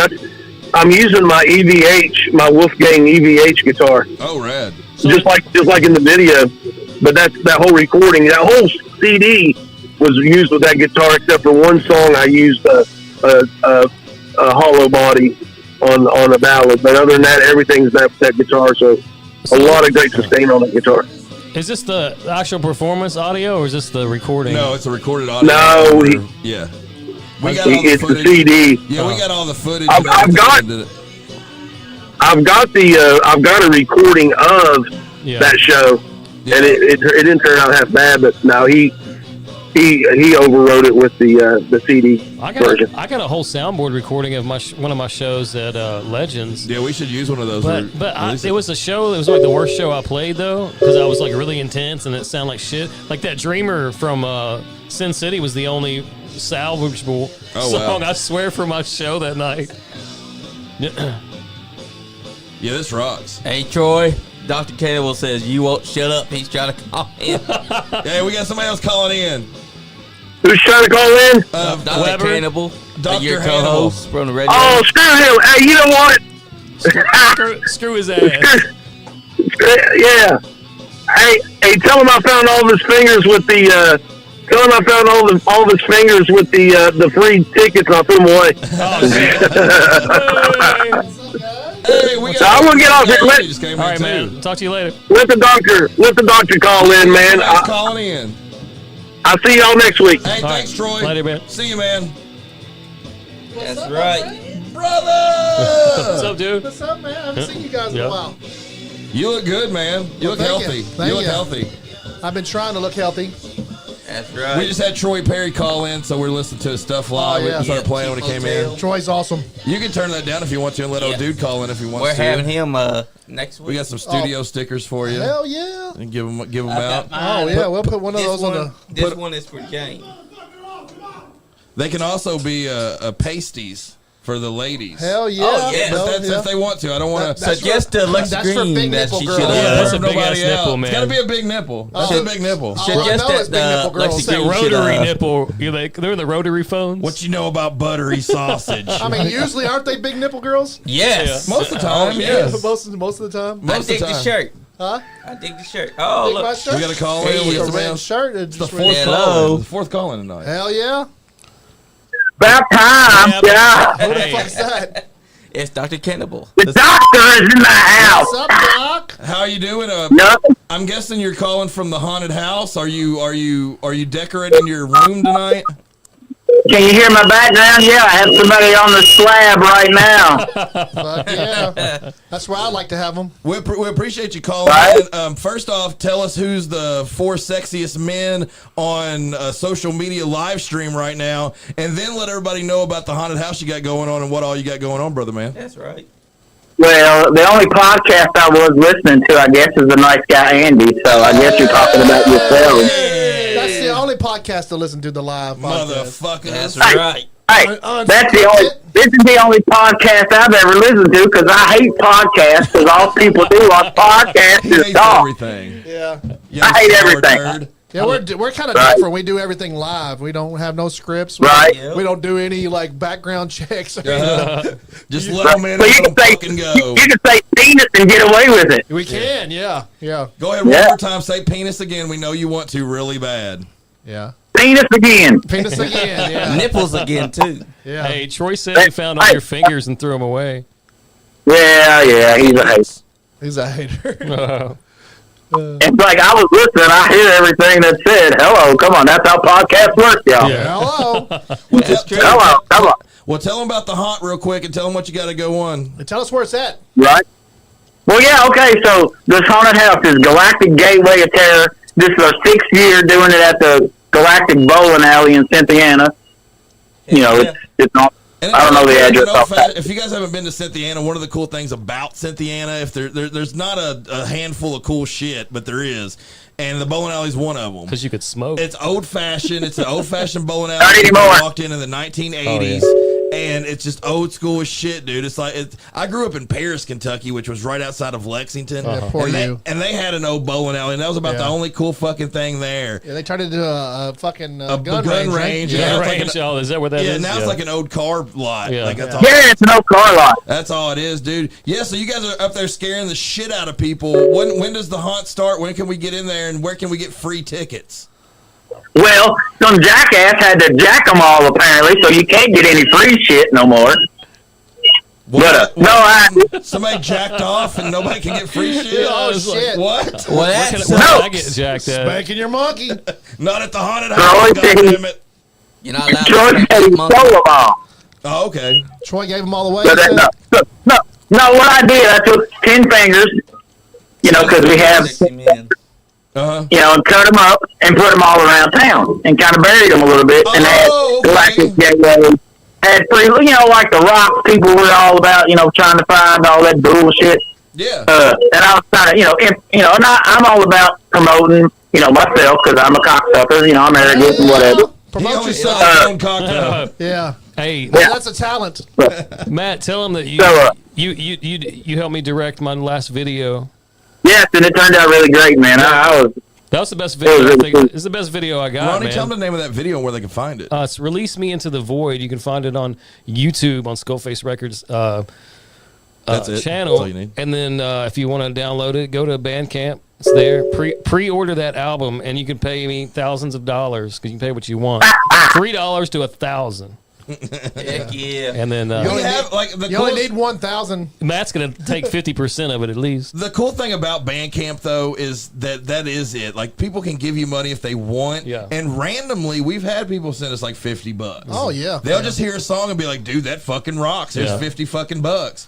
And I'm like, oh, God, now I feel like I want to send you shirts and stickers and everything. Like, I want to make your money worth Yeah. what you Oh, gave yeah. us Yeah. always, you know? Yeah. But that's a cool thing about Bandcamp. Yeah. That's one thing that you can do. You can that's- sell physical stuff on there too. We got orders up there. If you place them, we'll ship them. And you can easily find ours, just Skullface / Bandcamp, and it comes up now. It's been up long enough that all you got to do is That's just a great type app, the 2 ain't words. it? That's a great. I love it. That's On Friday, you get 100% of the royalties. Between that and the YouTube, I've really I know I have musicians and other people close to me that use Spotify and all those kind of apps because they're so convenient.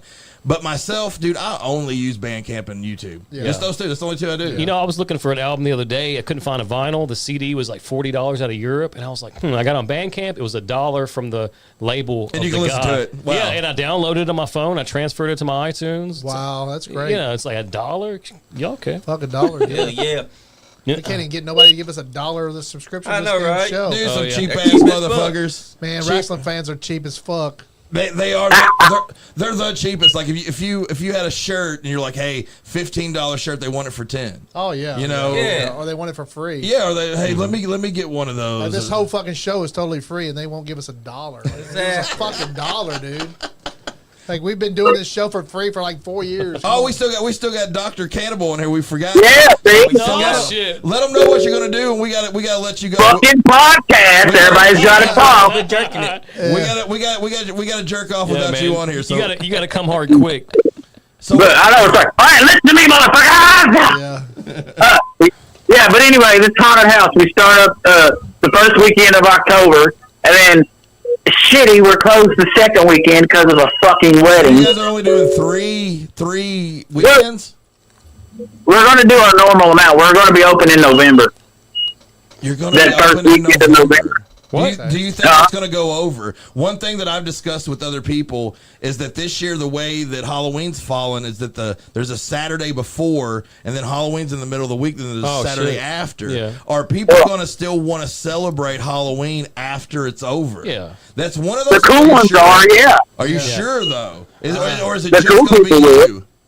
Because Well, I don't give a fuck. I'll be in here doing my thing. Hardcore Halloween fans. do you will. think it's not going to matter? Oh, yeah. Oh man, no. It might not Cause matter. see, Darren, on Halloween, there's the house in town that has everybody go to it because it's free, and that hurts us because nobody wants to come here and pay, Well, 12 bucks. I tell you what, if you guys are open on the weekend after, I looked up because Halloween's a special date for me and my wife, and I looked up. Oh, yeah, y'all got married. Yeah, and I looked up some Oh, y'all stuff got married on afterwards. that? Awesome. Yeah, Yeah. at the Ross Theater, the haunted opera Oh, house fuck there, yeah, dude. that's great. She walked out to fucking with to October Rob Russ. Zombie. Oh, fuck yeah. It was Rob's. It was, Great, it was man. wild as fuck, dude. I wish I'd have been there. We got married by a Satanist. We're not Satanists either. We're not. He's just one of the guys He's away. there just to marry Hey, y'all. you He's gotta like, do it, You gotta. It was fucking wild, dude. It was a wild Gotta do what you day. gotta That was do. a cool day. But But, yeah, we're going to be open in November. Just kinda, what I was getting at is we looked at stuff that like what's going on that Saturday after, and no bars. This is at least Lexington. Yeah. No bars, no nothing's having Halloween parties.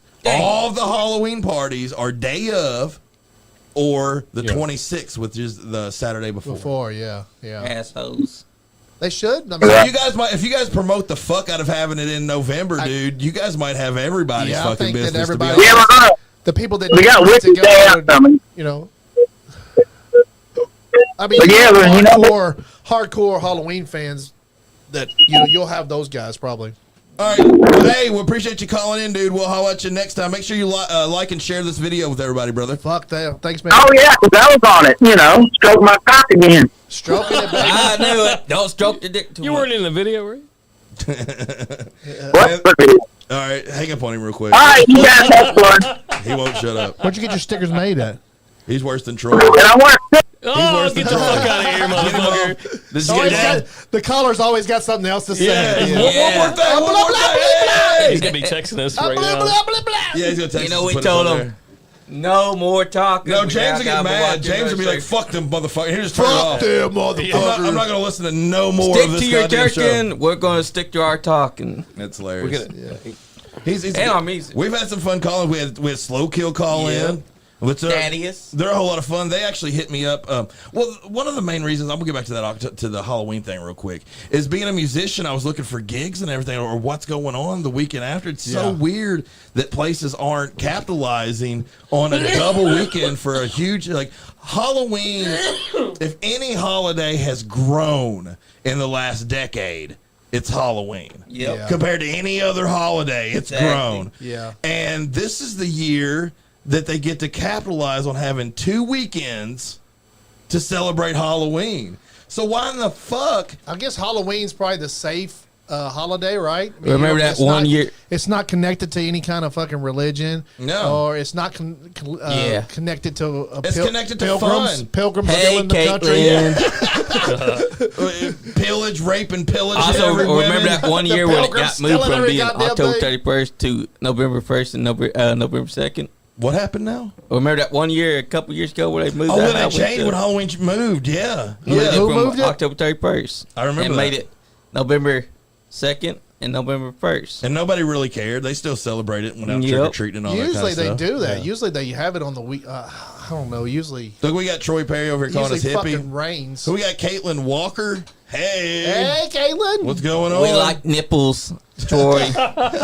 We love nipples. That's his new catchphrase. Also, Pasties. These aren't even these could be stickers. used no as more. Stickers are pasties. I'm pasties. just They're saying. pasties now. Yeah, they're for big nipple They're girls. custom pasties. I mean, We we love had the some big nipple girls. girls. We love the big nipple girls, the small nipple girls. We love the. We'll put the pasties on them. A nipple's a nipple, but Hell like yeah. myself, dude, I'm kind of No. a fat dude. I'm a fat I dude. got a right. nipple, You're, too. you're right. We all got I know where he's going No, with you this. know where I'm going. I've had What's going on? certain things where there's been no nipple and the nipple's No been nipple. Dude, I've had a no nipple. I've had a no nipple. What about an inverted nipple? I've known them. Oh, there were. I dated a girl one ones. time that the dude she was dating before bit her nipple off. Oh, dang. I She got just something had a else. scar. Was that a there. scar? Was that a scar nipple? Yeah, that was years and years ago. I got the third one. What are you? Third nipple? No. What about the third nipple. was what a bad. big hair coming out of one of the nipples? Oh, female, Yeah. no. Big hair that, Yeah. that just comes The out. worst nipples Oh are my the guy's God. nipples, but Oh, the, you can't. one hair. One big hair. Well, like me. Even was if you it took a, it was out, it a it co- nice titty though? Yeah. You gotta pluck that son of a bitch. Nice No, I mean titty, she though. did, but it come back even stronger. Did you probably try had- and but you suck gotta on pluck it it at real least quick. Probably once? had a very. You know quick. you know who it is too. Nick. Oh, I need to know who the hairy nipple bitch Did is. she have a very hair? Was she very hairy down No, there? no, it was just that one random fucking decided to okay. come Well, out That's there. not a problem, I don't think. We Did should you end have. up We should have asked sucking that it? one guy about the Harry Bush situation. We forgot all about that. Hey, what are your? What Popped if you, him. I did you just get popped that? him. Did you get that haircut in your teeth? Yeah, I plucked it You with my should teeth. if you didn't though, you're not a man. Like Yeah. if you're getting ready to like suck a titty and there's Yeah. a hair, you got to real quick like. Yeah, you I got can't to. get a hold of it. I gotta. But do you let her know you're plucking it, or do you like choke her real quick, or Yeah, like, yeah, or like you kiss get her her, attention like, hey, hey, like hey. kiss her and act like And you're then like pull it twisting off. the nipple a little So bit. and did then you're you plucking it out? did you discover the hair and tell her, or did she be like? I think we talked about it. It was just like some flaw. You know, everybody has So a flaw. you seen it and then you left it alone, and then later you told her about it. Oh, Yeah, God. it got brought up. I think. And she's like, I "Oh can't yeah, remember. that nipple's there all the time. Yeah, Yeah, that hair's always there. That It's hair, always I've been been my growing that birthday hair pick. since I was a teenager. That's gross. She should keep that away. You know what I'm saying? That's a Did you that's a at friend least- of mine. yeah. Did you at least lick on it a little Oh bit? yeah, of before you course. plucked it? Yeah. Oh God, no! I never I can't do that. Like once a chick grosses me out, and a weird hair in a Oh, weird man. place will gross I don't me the think a fuck nipple out. hair Dude, would- I lived in That Cali. would fuck you up. I don't think it would. I lived in Cali for a while, and a lot of the Santa Cruz girls didn't shave. So At you had all? to, no, you had to get used to hairy Well, that's legs. normal. Like hairy armpits Yeah. are totally normal. Yeah, in that's Lexington now, normal. It seems like. West Oh Coast. yeah, Harry. But anybody I've dated, have I ever Uh-huh. dated or fucked a girl with hairy pits? Never. like do y'all Not prefer one time, do dude. y'all prefer hair down there or not? No, hell No, no, man. We went I to don't shit, want hair we down went there, to shit but wax daily. I have. I don't mind a little hair. I don't. Me either. I also like it Oh, trimmed. you like it trimmed like up and. Yeah, man. Like any kind of hair. But like when it grows back, like you get that little. If she I doesn't don't want to shave- be there for that. If she doesn't keep it shaved, You like get that prickly you shit. get the Yeah. you get Take the care of one your night, shit. you know, Yeah. the Friday night where it's like she knows she's getting it. She shaved that motherfucker, Yeah. and then the next night, that's somebody she's got a 5 o'clock shadow, and you get a little Rashes you up. See, that's why I rashes you grow a up, beard. rashes You you know, up. yeah, it like it rasps you like. Yeah. I like how you No, it's not you gotta- as well. I like how he turned like a situational thing into his personal Yeah. at home. Hey. What's going Yeah, on? I got a solution. All you gotta do is wear one of those COVID masks and just put a little slit in it with your tongue coming out. yeah. and that's how That you just avoid seems the weird, hair. guy. That I seems feel like I weird. seen that horror mask at the shop today. I went to Spirit Halloween. Not I when feel you're like- down there, man. You got a little fro to like. you're down there. And you're like, yeah. You got a little And fro your to play mustache with. tickles her. Hey, if anybody Boba. wants to call in and talk about do you like it downstairs with a little bit of The reverse mullet. a little rough, or a little bit of bald. Call it 859-684-9535. The perfect part is if it's hair on top and then it's bald down at the bottom. Like if That's she's the an perfect. interior decorator, like she's decorated it. Is Yeah, that custom? that's probably, you got a little bitty bush on top. Nice and you Guy got a Andy. little- Nice Guy Andy podcast wants custom pussy hair. Let me get custom pussy Yeah, you hair. gotta, you gotta, I want my initials Hey, and, carved you in know, that shit. if you get down there and you see it's like groomed, like special, and Yeah. you're like, damn, this is for me. Yeah. That's Did a this perfect. grooming That's a for perfect me? It gift. says nice guy. I want that. Yeah, it's like nice guy. I want that emo pussy. It's got your little. Yeah, it's got my little logo like carved into the little hairs Yeah, down there. it's got the emoji just smiling back at you. Oh, it's like, got here, like nice guy, Andy. the hair, the glasses, got the tattoo glasses, and then the little hairs. Like, I'm more. You know, we're all dudes here, dude. I'm more of a titty man. Like I don't. Oh, and like I said, that just tears me up about a hair growing out the nip, dude. Like Yeah. Titties you are gotta, awful. you Or gotta take no care nip of at that. all. You gotta take care or of that. inverted nipples, man. I'm telling you, inverted suck. oh yeah, Dude. But they come Yeah. out, don't they? If they get excited. No. Like they don't I don't come want to out. go. if they I get don't want to excited? go into detail like about. Are you inverted? No, I'm not. But I'm just saying, like I've been with somebody. Prove it.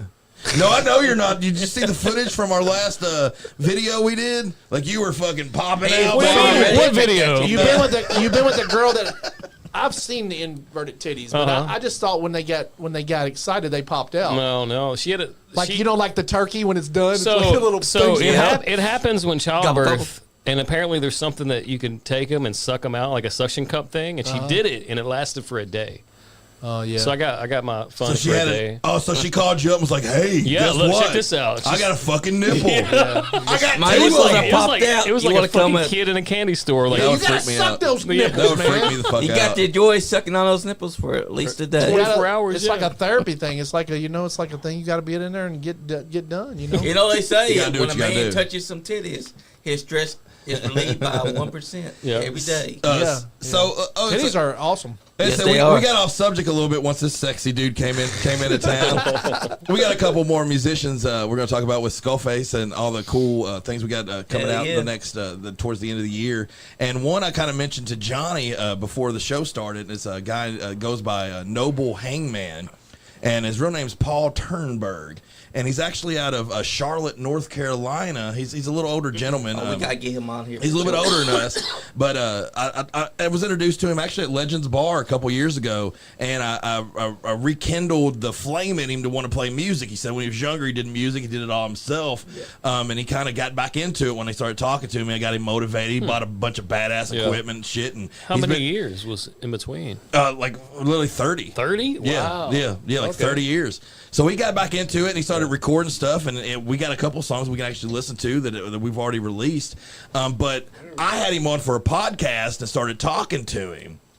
And I started talking about wrestling a little bit because a lot of people don't know the wrestling side of me. I love wrestling just as much as I like music. And he was like, yeah, man. He's like, I literally grew up on the block over from old Ric Flair. Yeah. No, And I was like, where did you grow up? And he told me the neighborhood, and it was legit. And he was like, and I used to go to North Carolina, I guess, right? He said he used to go to wrestling matches and see Wahoo McDaniel and all kinds of old early NWA shows. So I was like, how many of these did you go to? He was like, tons. And I was like, well, dude, I'm going to get you on a podcast where we not only talk about music, we'll talk about the music you've been doing and check out all that. But we want to talk about that early NWA stuff because I was watching that. Yeah. You know, when I was a Oh, young yeah, kid, me when too. I was 5, 6, 7 years old, I was going in my Pepa's room, and at 6:05, best kind. there's NWA, TBS, dude. TBS, Dude, man, I was watching the Sunday night show, the Saturday night show. I loved it. So being able to, and I didn't really dig in deep with it. He just like said a couple names that triggered my, oh really?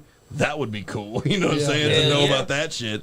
So Mr. Turnberg, and not only, you know, we got all this cool stuff, he's got a little EP. He's got 4 songs. Like I said, a couple of them, 2 of them's actually out on the Skullface page you can listen to now. He's got a couple more, and he does all of it himself. He records all the stuff himself. He does all the drums himself. When it came out, It reminded me a lot of you, Ronnie. Yeah. You know, like, that A lot of your guys do that. That weird alien type thing. A lot of your guys like do their own production. Yeah. That's what I like about Skullface. You play all your own music. Yeah. You do, and then Perry does the same thing, right? We all do it different. That's the cool Yeah. thing. Everybody produces things differently, and it's not really. None of us do really modern stuff. We're still kind of clinging on to the old way of recording, because the stuff you hear now, it sounds like it sounds mechanical. Yeah. The way the people are just playing those. I mean, it just sounds dumb. You should see it though when we have these little gatherings where all of us end up like in the same place, and especially if there's like a drum set and a bass and a guitar. All of y'all and stuff. seem like y'all we are just your start playing. We just own start playing. personal.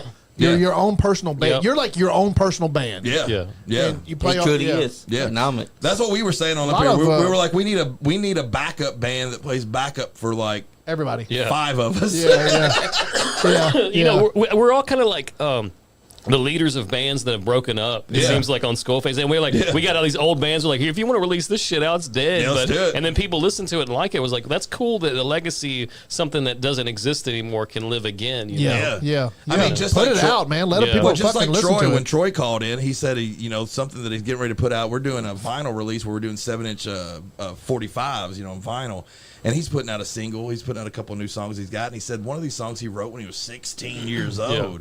So literally just the rekindle and the relationship between us and what we got going on is bringing out these songs from people that's been forever, that were forgotten and were dead almost. If you wrote a song and you know how to play it, you should record it and let somebody listen to it. And let it live forever. Even if, And let it live forever. forever. Even if it's something that you did years and years ago, like you should put it somewhere. That's 100% why I do it, and that's 100% why I think when I was younger I rushed to recording some of my earlier stuff that I'm now looking back and re-recording and wanting to redo and wanting to really put a little bit of polish on. Well, it's like a notebook. Like you wrote it down in a notebook, but you recorded it then, and now you can you can always go back and fucking redo it, change it up, switch it up, make it good, better. In the late 90s, early 2000s, I had a 4-track recorder. Yeah. And I have hundreds of tapes where I just went in and just recorded my ideas down. So I thought it'd be cool to go back and listen to my 19-year-old self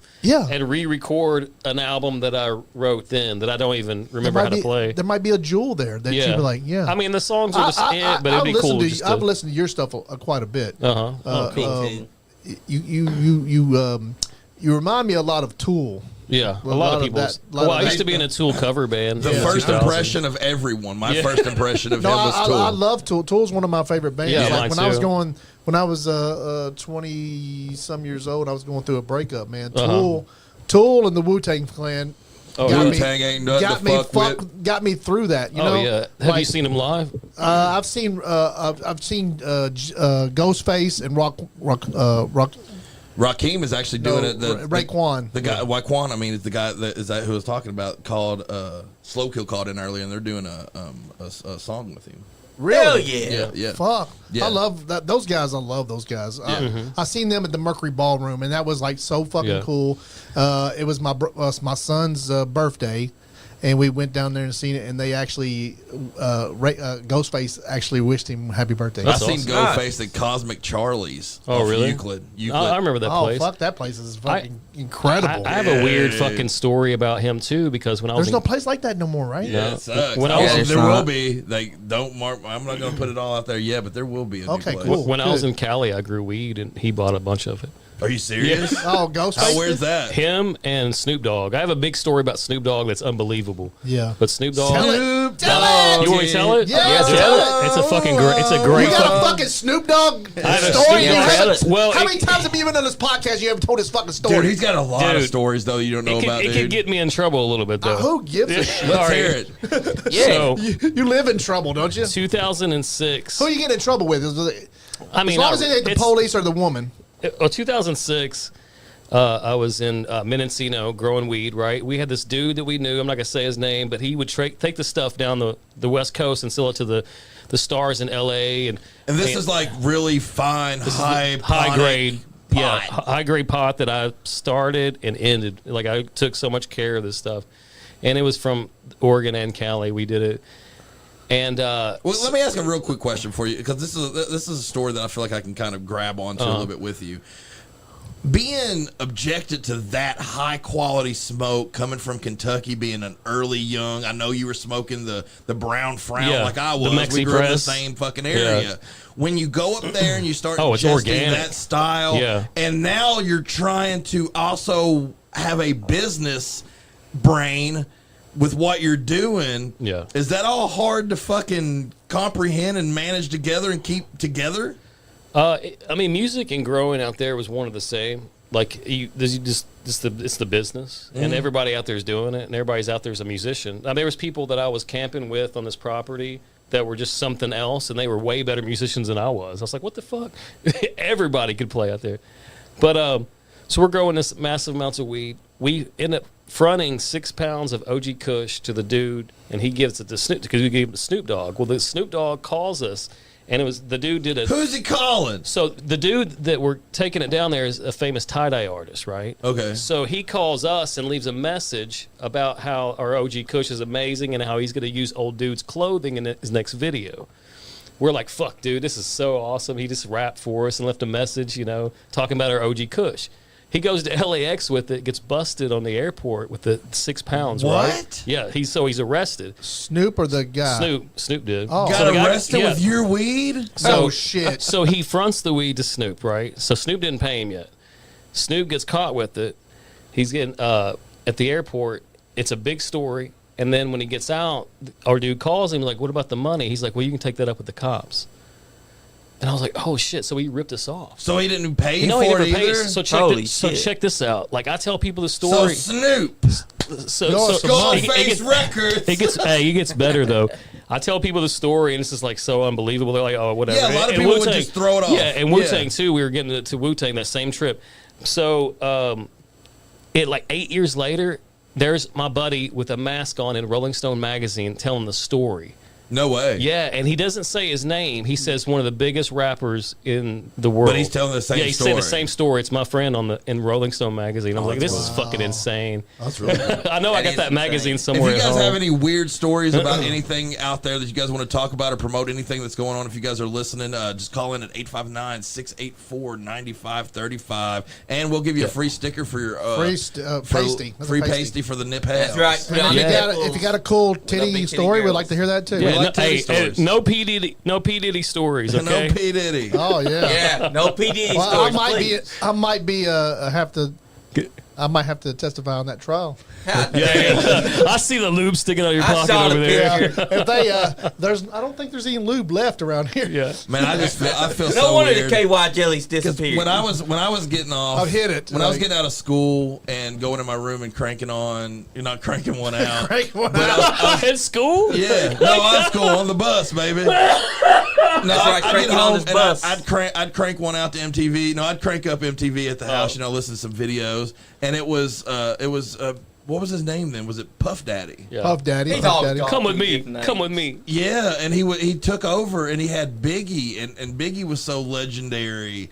And like he had the TV show. Everybody remembers that, where he was a fucking prick to these like kids. Oh yeah. And and then he was making the band, and then he does the P Diddy dance. Yeah, and then he was a billionaire that you didn't hear from forever, and then come to find out he's a piece of shit. Oh yeah. Like it just sucks how much you can't trust. I just could tell he's a piece of shit. Yeah, you know? You heard the rumors. Did you know his dad was involved in that American gangster stuff? His dad was you know how they were selling, they were getting the weed. I didn't know that. They were getting the heroin from Vietnam back in the day. His dad was involved in that. Oh shit, really? So he was like a piece of shit his too. Dad like got, the CIA. His dad was going to rat on the main guy, and somebody ended up killing him. So P Diddy's dad was murdered when he was 2. Yeah. But he was involved in that. And then the American Gangster movie, P Diddy played one of those guys in that movie. I didn't know that. Yeah. Oh, that's weird. Yeah. But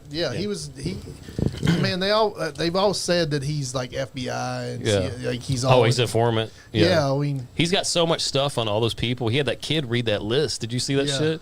That's freaky, man. So are we gonna be? Is this gonna be still like the Epstein thing? Because Epstein had a fucking list, and none of the people came out. Or Cosby. Yeah. I heard there's no video of them actually arresting him at that hotel. Yeah. People think that he's just gone, and like he's They're gonna hide him Just getting out somewhere. of it. Yeah, because he has so much. I think they're going to give him bail, is what I heard. I heard they cut their bail. No, I think the first judge didn't give him bail, and I think the second judge maybe did. Like, so if he gets bail, man, that motherfucker's gone, right? Yeah. Yes, I don't know he why is. he I wasn't was gone. worth $1 billion, Yeah, dude. and I was doing Bye. a bunch of fucked up shit, Bye. and I'm a fucking I'm a piece of shit anyway. Yeah. I'm like, here's $50 million. I'll stay in New York. I'd change countries. I'll I'll be disappear. fucking Nobody gone hear so from me. fucking fast. Yeah, find me a country, man. Just find me a Oh country that man, they I'll won't be bring me fucking back. gone so fast. Nobody Like, gonna hear from me ever again. pretend like Yeah. fake my death. So we don't have a ton of time left, but I wanted to hit on this too, especially this being a big wrestling podcast the way it is, and something I'm looking forward to.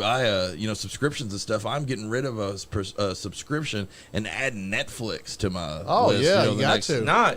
the next week or so because of that new Vince McMahon show. Yeah, the documentary's What do you coming out, guys yeah. think? What do you guys think about that, man? How that's coming? How that's going to come out? What that's going to do? Vince I knew it was is, coming. Vince is probably a big, incredible piece of shit, just like Sean Combs. Yeah. Yeah.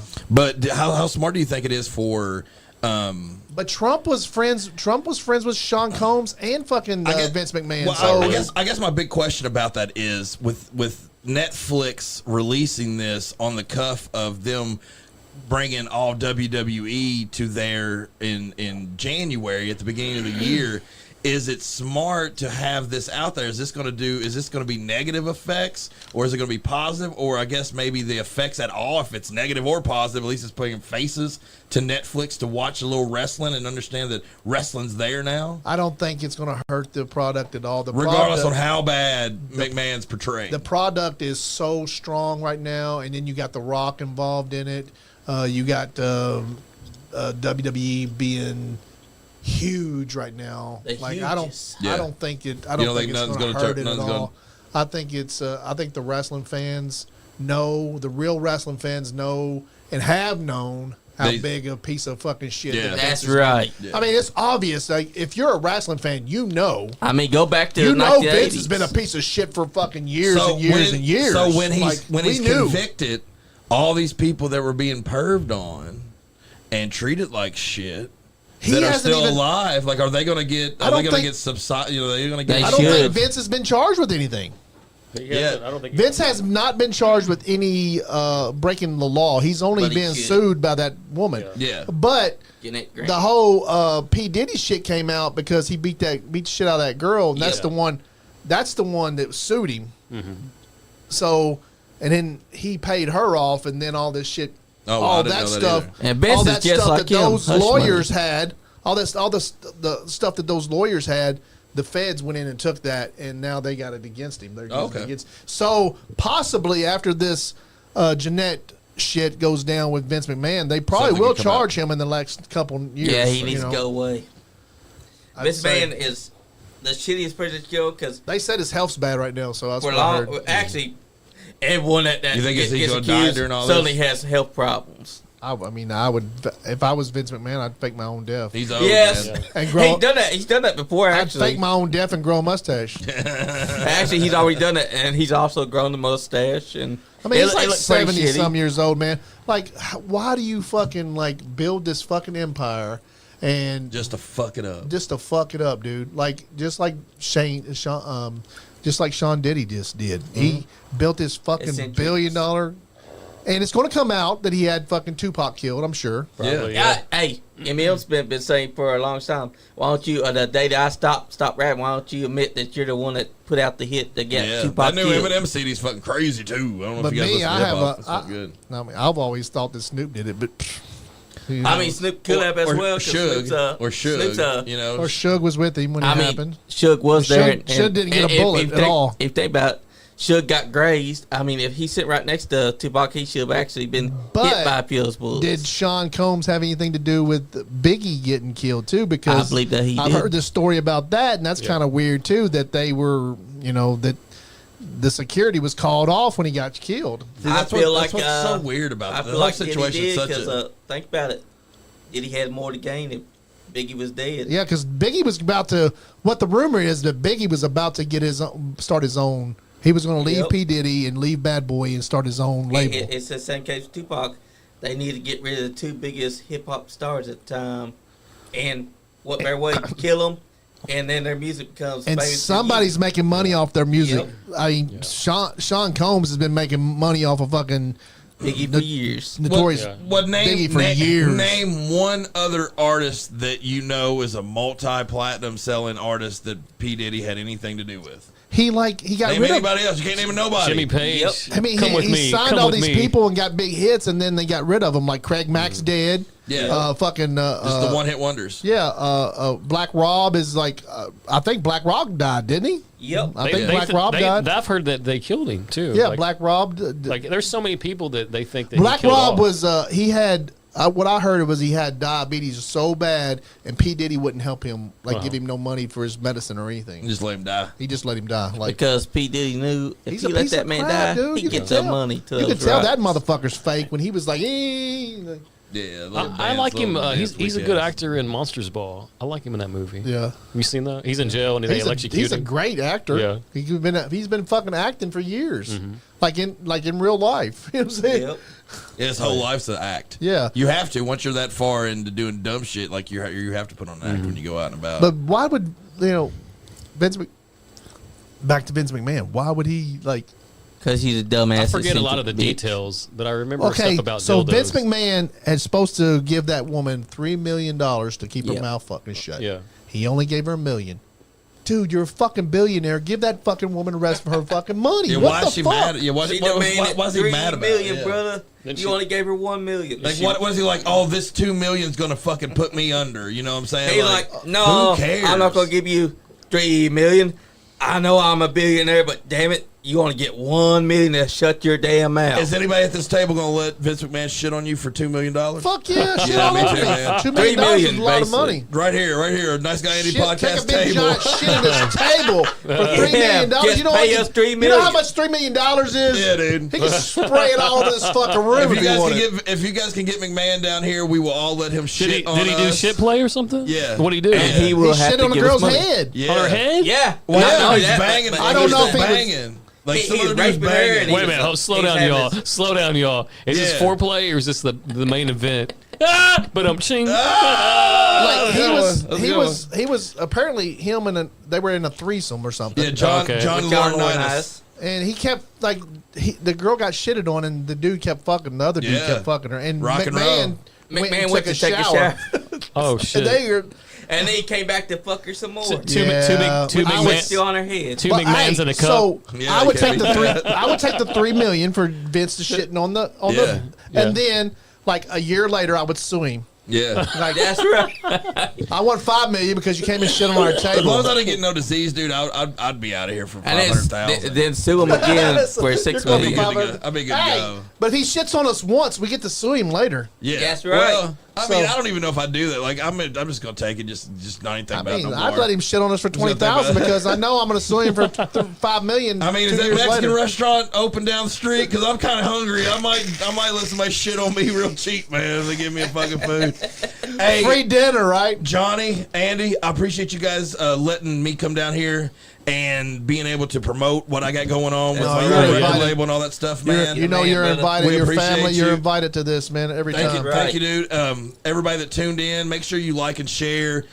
Support this podcast whenever you see this thing on. Just like and share. No matter if you're watching it or not, you can watch it the whole night and find some entertaining shit, or just share it so someone else can check it out. You can always go back on Facebook and watch it again, or YouTube, Yep. and we're on Spotify too. They're up here grinding, man. And if anybody knows Michael Maverick, let him know that if he actually ever does a match or does anything worth the shit, we'll shout him out and show him his respect. But till then, he should probably shut the fuck up. About all the dumb stuff Shut he's the got to fuck say. up. Shut the fuck up. You know what I mean? But I appreciate everyone tuning in, man. You guys are the shit, dude. I think yeah. I'm gonna be back here next week with the Troy Perry show. And also, Okay. Tea in October. Yeah. Remember? Yeah, we're gonna have a few the days. Rise and No, Fall your family, Pod the man. Riot You're invited here podcast. anytime. Thank you, man. man. I've always had love since the first time, man. We'll see you guys next time.